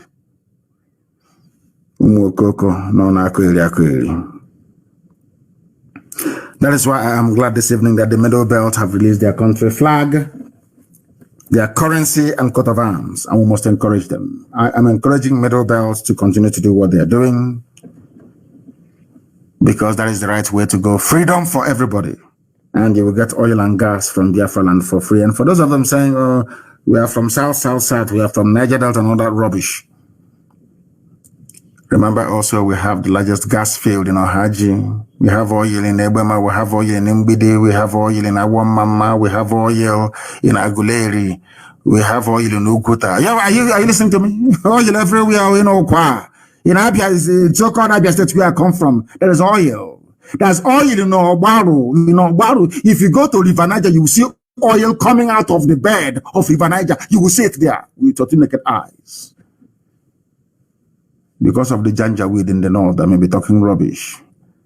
So even the oil we have in Igbo-speaking territory of Biafra alone, we can supply all of you free oil and gas in perpetuity.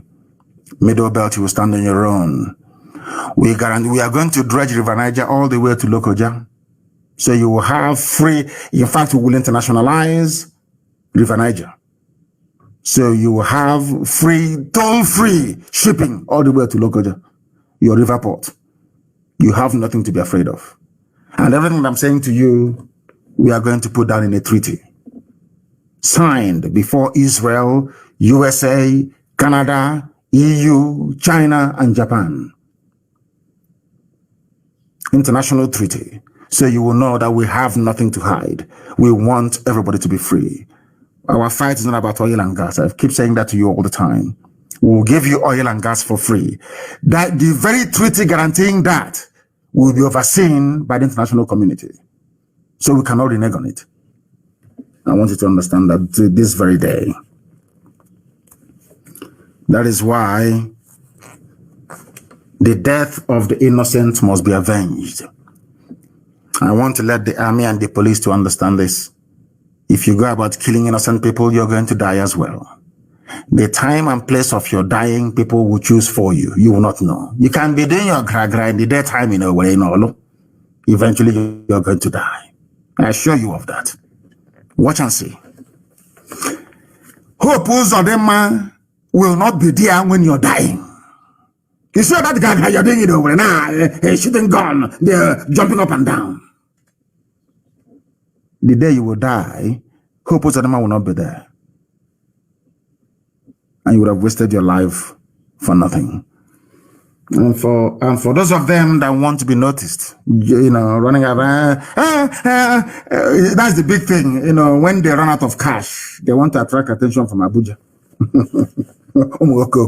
They start singing. Unknown gunmen came to my house. If you see unknown gunmen, will you stand? The stupidity. Sabo.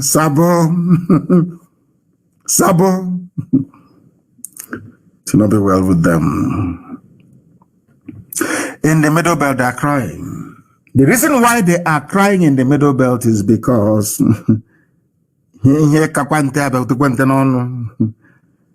if you had said to Benue people and TV people, to be precise, who are crying today, that Ojukwu meant well for you, I'm sure today they will say yes. Ojukwu went to Aburi to negotiate restructuring. They rejected it. They lied.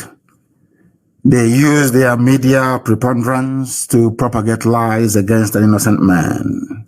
They levied war against Biafra.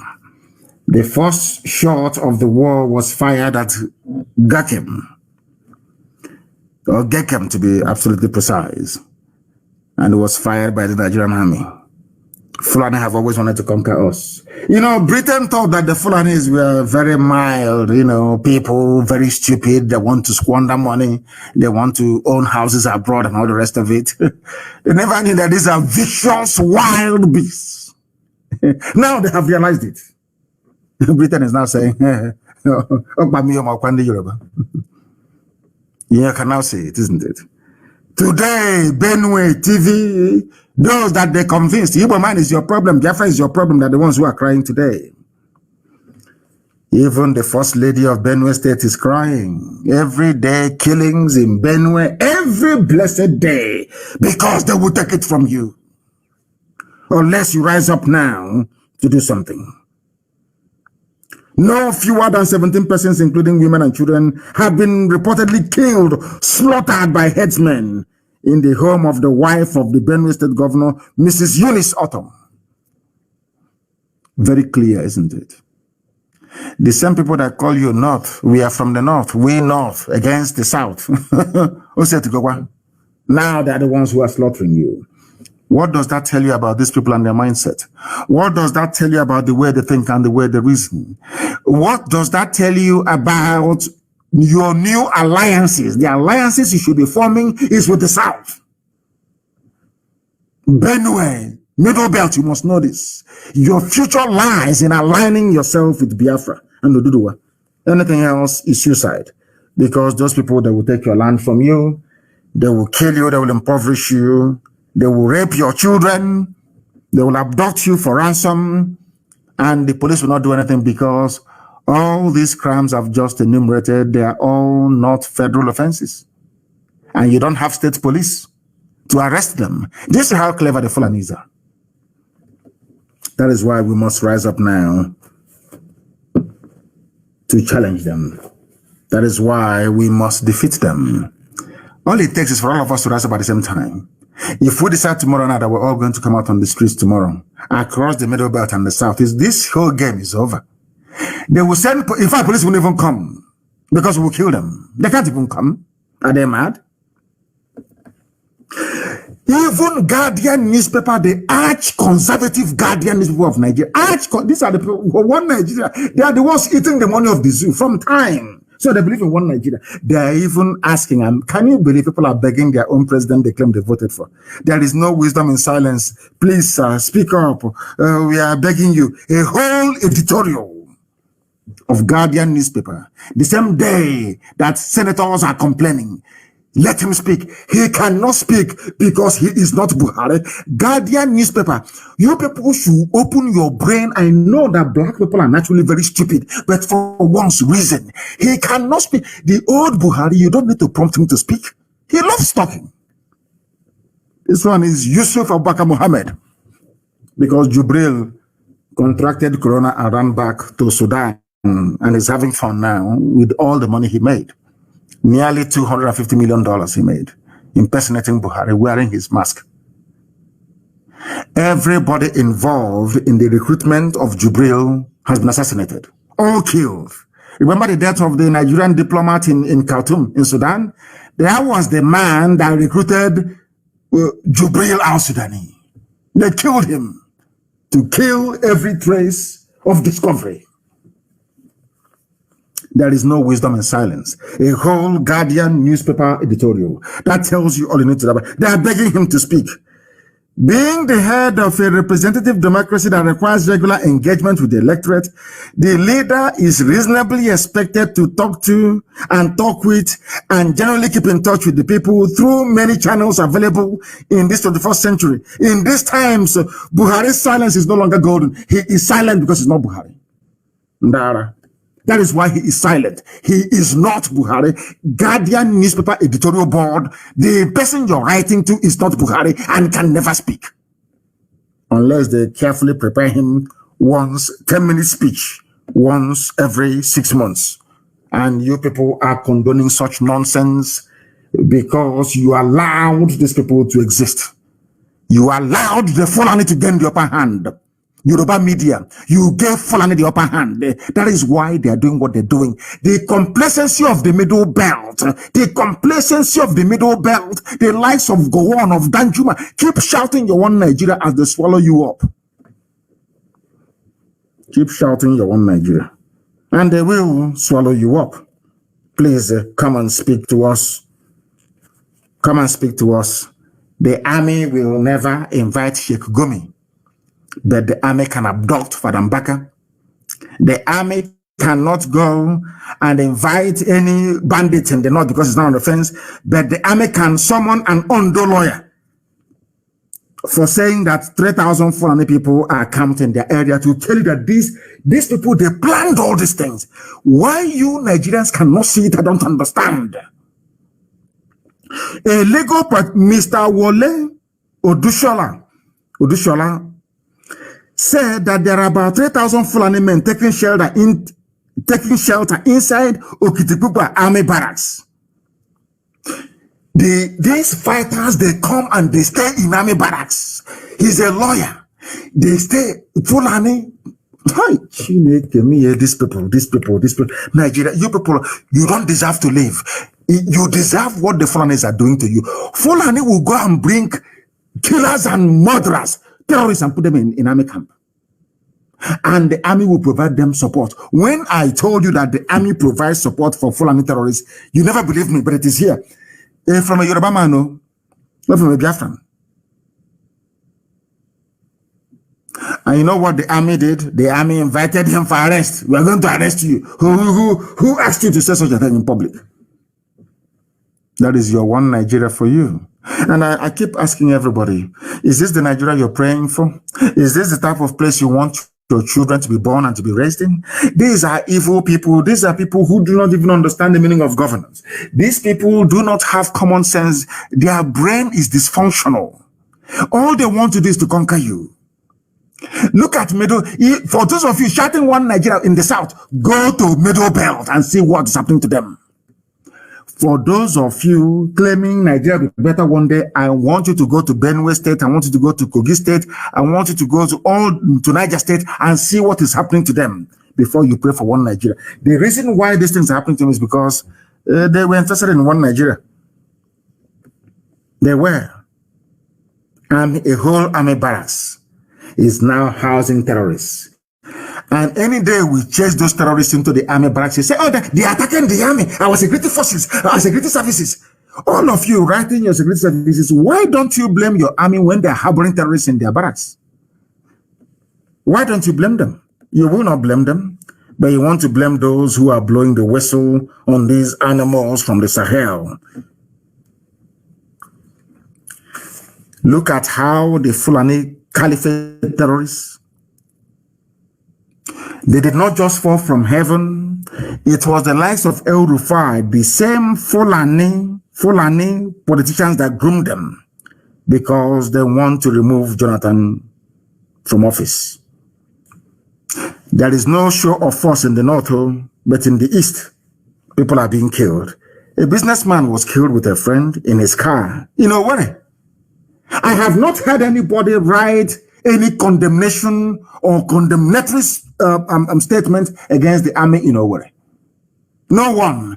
But any day there is revenge attack by unknown gunmen on these people, you start writing your rubbish. Now that this man has been killed with his friend, for not he's a businessman in his car, they shot him dead. Tomorrow now, when an army or police officer is shot dead, you start talking rubbish as usual, talking nonsense. But nobody is talking about this innocent man that has been killed. The zoo is the way it is today because of people from the south encouraging evil that the Fulani people have been doing. As if it won't stop there. Because now we have risen up to pick up arms. I'm saying it live so that the whole world can hear me. We have picked up arms to defend our land against Fulani terrorists. We are no longer going to turn the other cheek for you to slap us. No, no, no, no. Before you even freeze, if you raise your hand to slap us, we'll slap you 2 times already. Now they want to control firearms coming into the country. And do you know who they appointed to control the firearms? A Fulani man. So Fulani will simply take the firearms from you and give it to Mieti Allah to continue killing you. They said that their president, Yusuf Abubakar Muhammad of aka Muhammadu Buhari, has approved the establishment of a national center for the control of small arms and light weapons. And who is going to head it? Nigeria and federal character. I remember when they used to torment Jonathan on federal character. You implement federal character, you're no longer following federal character. Yoruba media was busy pushing Jonathan. I don't know why the Yoruba media are afraid of Hausa. I do apologize to Hausa. Afraid of Fulani people anyway. Yoruba editors, why are you afraid of Fulani? You wretched, lily-livered cowards. Why are you afraid of Fulani? Under Jonathan, you are writing junk, all manner of rubbish. Yoruba pastors every day preaching against Jonathan, coming out and having rallies. All of a sudden, you can no longer have rally under your fearful Fulani masters. You are cowering like a wretched coward that you are, all of them. Thank God for the young men and women of Oduduwa land. They have risen up. They are the ones I have respect for. And of course, Paya Debanjo. The rest I have no regard for them. Look at Yoruba pastors, what they were doing. You build 10 billion people auditorium, collecting money to speak the truth to power. You cannot do it. You cannot do it. And you call yourselves men of God. You are not men of God. You are men of Lucifer. You are men of the devil. The Jesus Christ that you claim you emulating. Being a Christian means being a follower of Christ. I'm speaking now to Yoruba mega pastors because they are thieves. They are criminals. I'm saying it live on air. You know me, I don't give a toss. I speak the truth, always. Yoruba pastors and their media are evil. Yoruba pastors, I want to teach you the Bible because you don't know the Bible. I want you to refer back to your Bible. I don't have the exact verse, no, whatever, but I want you to go back to your Bible. Yoruba pastors, the mega pastors. Not the man on House on the Rock, oh. Not, is it Adefarati? Is it Adefarati? He's called Adefarati. I don't know his name. I am exempting the pastor of the House on the Rock. He's a good man. And a man of God, I must say. So I must qualify what I'm saying. But you see the other ones with private jets and their white suit. And those criminals, businessmen with the Bible. I don't want to curse them because there's no need. I don't want to curse them. You people attack Jonathan about federal character, that not enough Yoruba people are in the service of the government at ministerial level. Then you complained. You held rallies. Today, there is death everywhere, every blessed day. You cannot rally anymore because you're cowards. You're not serving God. The Christ you claim you're following, this is for Yoruba mega pastors, with the exception of House on the Rock. The Christ you're following or you claim to be following, you don't even understand. Because if you people are genuine men of God, you will do what Christ did. Christ went into the temple. in Jerusalem, I must say, the high priests, politicians, were changing money in the house of God. And he called them vampires, snakes. He flogged people who were changing money in the house of God and said, this is the house of my Father. You don't come here to trade and change money. But today, you people are so avaricious. All you care about is money, not even the word of God. Not the word of God. If you care about the word of God, you will speak the truth to this very useless, idiotic, Fulani-run caliphate government. But you are afraid because they have your secrets. You don't want them to release your secrets to the public. Under Jonathan, who is a gentleman, you hounded him and you harried him every blessed day until he left office. You kept calling Christ and you kept calling God. The time has come for you now to come out and call Christ and call God, and you are all missing. I remind you once again of Archbishop Desmond Tutu. I remind you of again of the pastor, the minister for House on the Rocks, who is a Yoruba man, fearless. I remind you of course, Ingila is also a very good man, fearless. Mount the pulpit and condemn evil, you cannot do it because you're all compromised, because you're all businessmen. I feel sorry for those of them that go to listen to you people. I feel sorry because those ones are going straight to hell. I feel sorry for them, honestly speaking. Ignorance upon ignorance. That is why, let me tell you the name of the person who is going to be the new coordinator from Light Arms. So you don't bring in arms into Nigeria. His name is retired Major General A.M. Diko. Fulani. Everything is Fulani. And you're all clapping. Yoruba media. Anytime I'm calling somebody and I'm pointing they're evil. Yoruba media. It won't be well with you people. That people are dying today in Taraba, in Yobe, in Borno, in Sambisa, anywhere is because of Yoruba media. Yoruba media, they always side with the oppressor.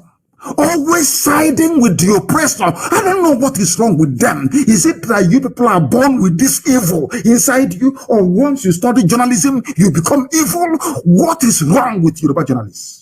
That you always siding the oppressor against the oppressed. You people are evil, along with your pastors. Very, very evil people. And thank God for the new generation. The new arms controller is his Fulani man. So he can take your guns and give it to Miyetti Yala to be killing you. Not one day has Miyetti Yala, president, been invited by the DSS or the army for questioning for all those inflammatory remarks. Not for one day. Not for one single day, never. I remember Punch newspaper when they were persecuting me, and IPOB killing us. The editor of the Punch newspaper never referred to Buhari then as a major general. It was only when a Yoruba man was illegally arrested that they changed. And the Punch newspaper editor wants me to think that we are all Nigerians, should work for one Nigeria. Such nauseating hypocrisy. Hypocrisy. That is why the zoo is the way it is. That is why you have no running water, you have no good roads, you have no light.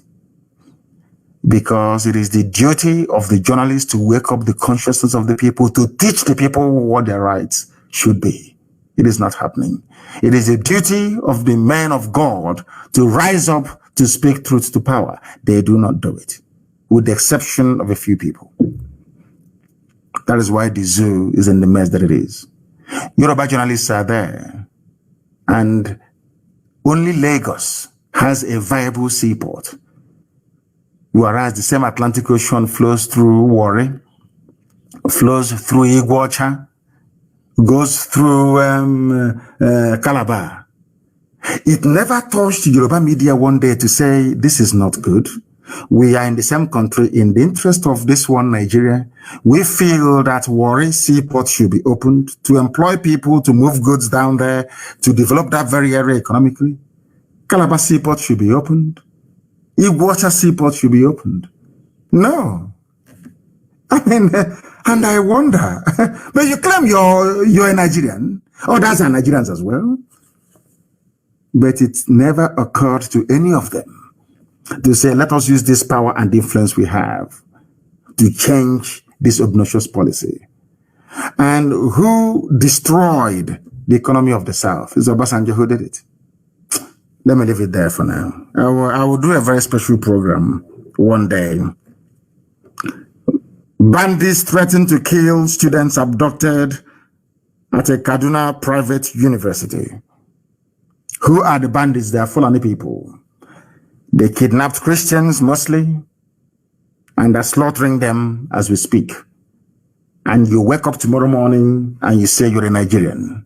And you have pastors who are more concerned about tithes and offering than praying for these very hapless victims of one Nigeria. I don't call it, they're not victims of banditry. They are victims of one Nigeria.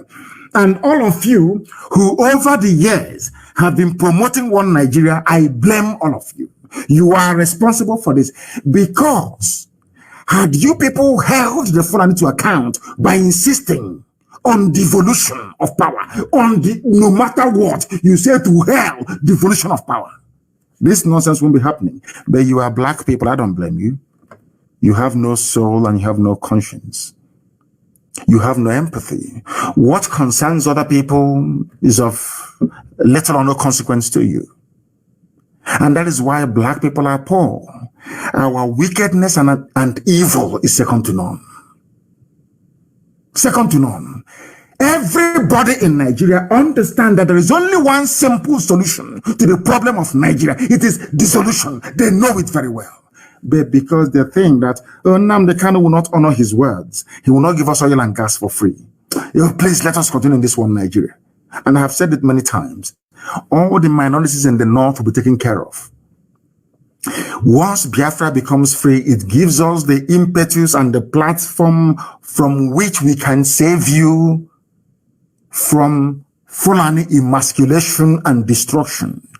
If Nigeria continues the way it is right now, Fulani will overrun the whole of the Middle Belt. I'm telling you, Tiv Nation will come under attack. Bachama is gone, Birom is gone, all these people are gone. Only TV is standing strong right now as we speak. And to an extent, Jukun. If we allow Nigeria to continue, because the number of Fulani influx, these terrorists is limitless. They have a huge number of people to come in, and the attraction is oil and gas. They have seen how wretched, poorly educated Fulani people are living large on the proceeds of oil and gas. That's something I need to remind Wike, of course, and all those who stupidly call themselves Niger Delta. The Fulanis come in, they kidnap, they make more money than the state government does in the south, and they return to wherever they came from.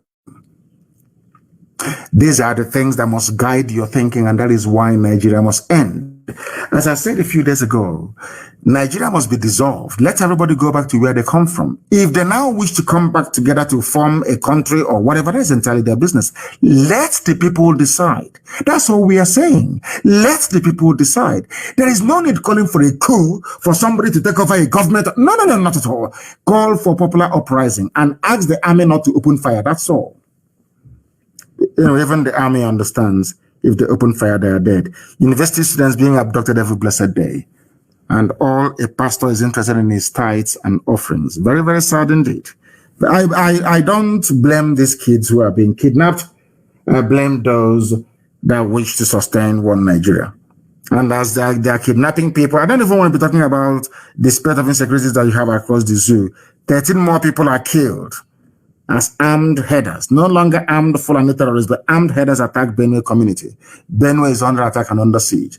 The sooner they reach an agreement with us, the better for them. So we can move ESN there to checkmate them. We know how to fight them. In Ebonyi State, we did it very well, which is just neighboring Benue State.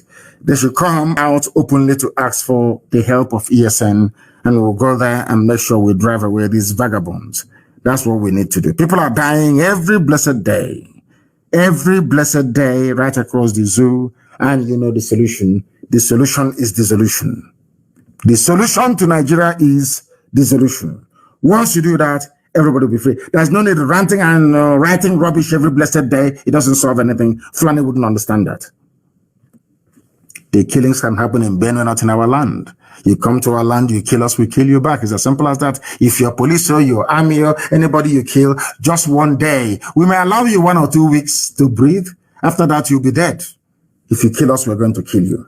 So under this climate that you have people saying, South will not be annexed. I don't want to talk about this great harlot. South will not be annexed. Buhari's aid backs Wike. Just imagine. The same thing that they did from the Middle Belt. The same thing that some fools did from Yoruba land. The same thing that some Ifulefus did in our land.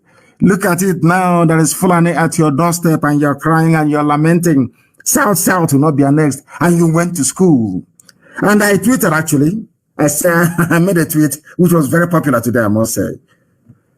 I asked this great harlot. I shouldn't have responded to her, but I had to because to put the record straight. I said to her, if you say that South will not be annexed by Biafra, then tell your Fulani Janjaweed masters to refer to the 1966 coup by Nzogwu as a South coup, not an Igbo coup. That's number. I'm sure that will shut her up. And the other lapdog, the other Fulani, Wike is the wife, the husband is Tambua. Ndina loyal Tambua. You know, once... I don't want to be, this is a family radio. I don't want to go too far. I don't know what they put in his mouth. I don't know what Tambuwal put in his mouth. Maybe it's lollipop. I have no idea. That is why he's talking rubbish. Talking rubbish. And they talk about South and the Niger Delta, all this rubbish. First of all, Imo State is in Niger Delta, for your information. Abia State is part of Niger Delta. For those of you idiots hiding under Niger Delta to be talking rubbish. That's number one correction. And number two, let us not labor ourselves with this whole South, nomenclature, all this rubbish. Where is, who was the, maybe they wouldn't know because they didn't go to school anyway. Wike, after snorting cocaine, he'll be talking rubbish. Wike, I want to ask you a question. Where is General Philip Effiong from? And by the way, do you know that General Philip Effiong was the last head of state of Biafra? Head of state, general, head of state. Are you aware of that? Where is he from? He's from South, you know. Okay, so you want people to have regard for you more than the head of state of Biafra land? I'm asking you a simple question. You claim you're from the South. Very soon you'll be very close to Argentina in your Southness. I want to ask you a simple question. Are you telling me that people will have more regard for you than a general, a Biafran general and head of state, Philip Effiong, from your so-called South? I'm asking you. That thing your husband gave to you, Wike, because I know you're not a man. I don't want to go in, I don't want people to accuse me of homophobia because I'm not. Anybody can do whatever they like. That's their business. That's your boy, that your husband, the Tambuwal.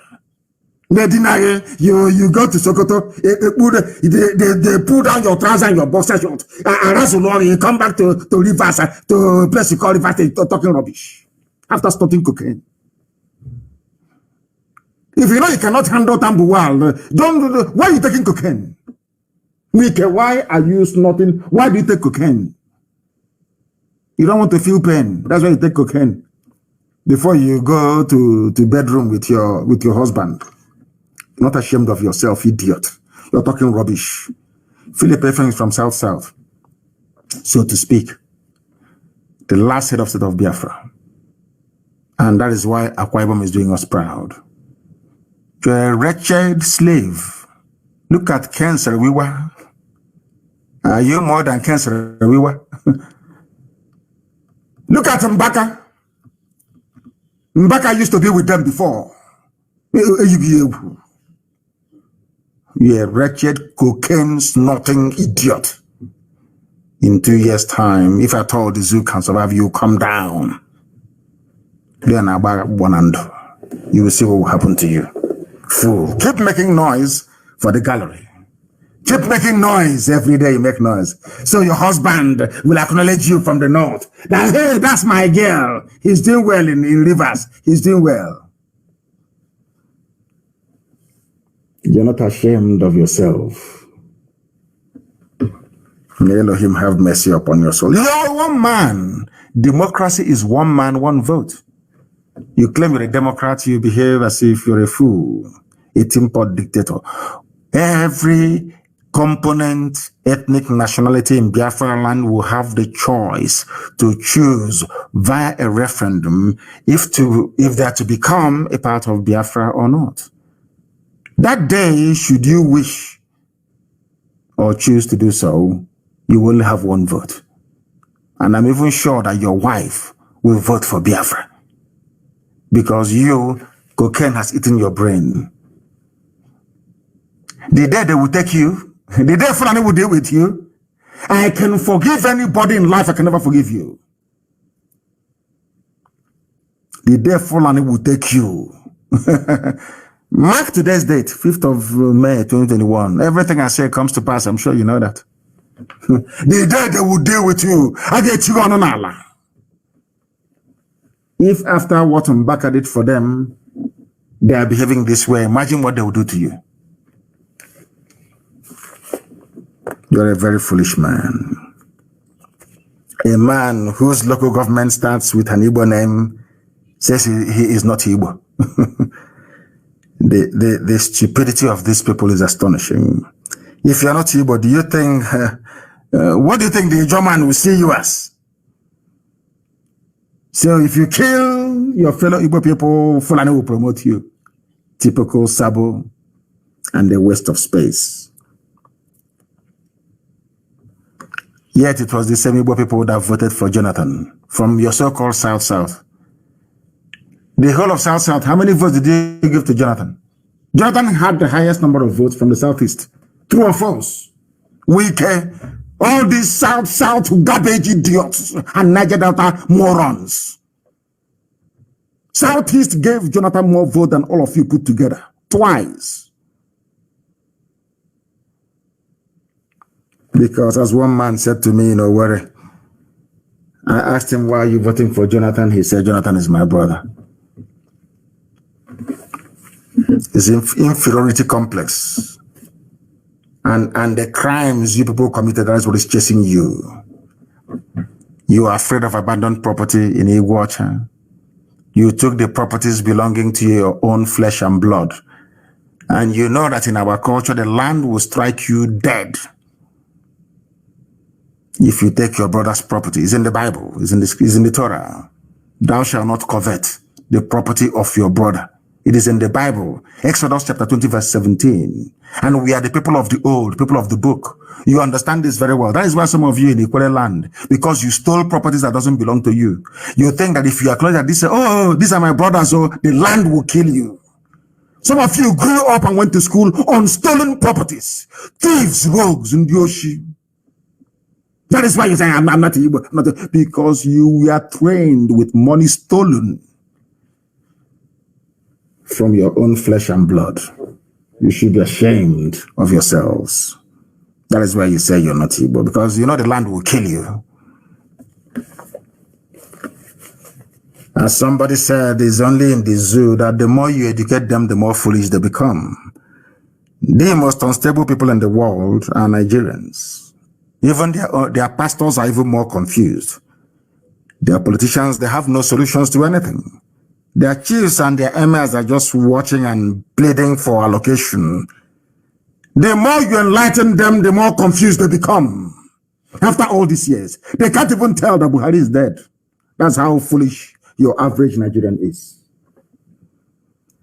That is why the problem of Nigeria cannot be solved. Because Nigerians have refused to reason. And the only solution is dissolution. And, you know, in their usual idiotic way in the South, especially in the East, a Fulefu brigade, you remember them shouting, Igbo presidency, Igbo presidency, Igbo presidency, Igbo presidency. I have news for you. Why PDP considers Atiku's Saraki Tambuwal as possible presidential candidates. Umahi, are you listening? Umahi and Dodges or Carlo, are you listening? Efulefus, are you listening? They have divided their Nigeria between the north and the north. Yes, because Sariki is the north. Tambuwal, that's Wike's husband, is from the north. And Atiku is also from the north. One Nigeria for you. These idiots. Anyway, I'm very glad because these noisemakers about Igbo presidency, they will now go and sleep. I have a few announcements to make this evening, very, very important, please. There are people who are visiting people's homes pretending that they are from PHCN to change your light bulbs for free. These are hardened Fulani terrorists. They will come into your homes and they will plant a bomb and it will go off. Don't allow them to come in. They will pretend they are from the PHCN. Usually 3 or 4 of them. They will come into your homes. They will plant mini sticker bombs at your houses and it will blow up and kill you and your family. Please alert all your neighbors not to allow anybody claiming they're from PHCN to access your property, please. And we have done a lot of work to make sure there is no checkpoint in our land. There are 1 or 2 places where we've been told there are checkpoints, but always in the night they run away. But we are making sure there is no checkpoint in our land. But as I said, that has now changed the situation and given free rein to some people to do whatever they like. There is a toll gate somewhere at a Nemel bus stop, a toll gate. They are collecting money from people. 1,000 for big lorries and 200 is from the Navy. At Inemel bus stop, Navy, at the Mount checkpoint, close road, collecting money. Before you start crying and feeling sorry for them, tell them to dismantle the roadblock. At Inemel junction, ask them to dismantle the roadblock. And I'm asking the governor of Anambra State to ensure that this happens within the next 2 days. Dismantle that roadblock. I don't want any Navy, Air Force, or any roadblock. I do not want it. Very, very important, please, that you remember this and do something about it immediately. Newi community or Newi town, they formed a function in the Newi. Because people who are capitalizing on the absence of Nigeria police, that of course they've been driven away. As I said, no checkpoint, I don't want it. People should not capitalize on the absence of police to be committing crime after taking drugs given to them by politicians.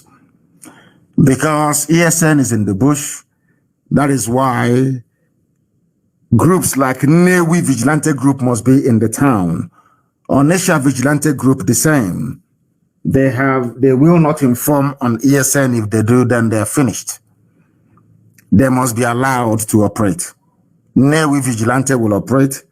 Onisha Vigilante will also operate to make sure there is no form of criminality during the daytime within those environs. Very, very important, please. And I want to thank my dear brother. I want to thank him. Nnemeka Ehiofo Chosen is called. Nnemeka Ehiofo, thank you very much for your immense support and help. I am grateful, and Chukwu Kikabiama will bless you immensely. Bless you immensely for your support.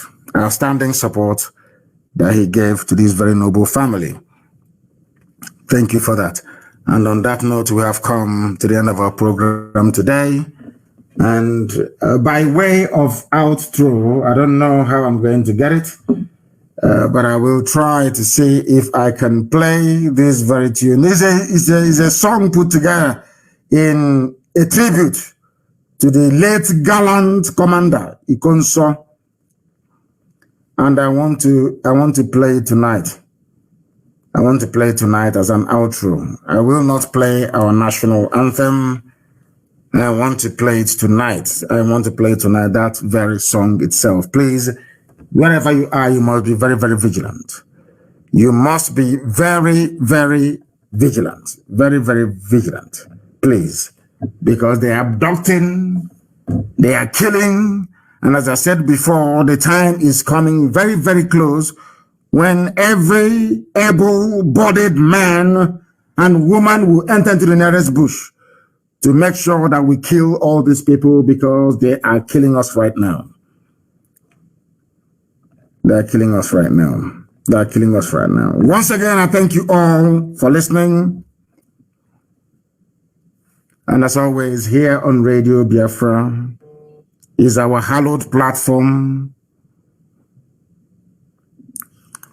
where Biafra means the whole world to us. It means the whole world to us. Biafra to some people may mean something different, but to us, it is more than the pursuit of sovereignty. When people ask me these days, what is your religion? I tell them my religion is Biafran. It is the religion of the ancients, the religion of my forefathers. They worshipped Almighty Chukwu Kikabia Mabinigwe. And that is the God I'm going to worship. And that is the God that I worship. I don't worship idol. Here on Radio Biafra is where we worship Elohim. Nimemone is Yoku. Because only God Almighty in heaven, Chukwu Kikabia, is our God. From me, from here, it is good evening.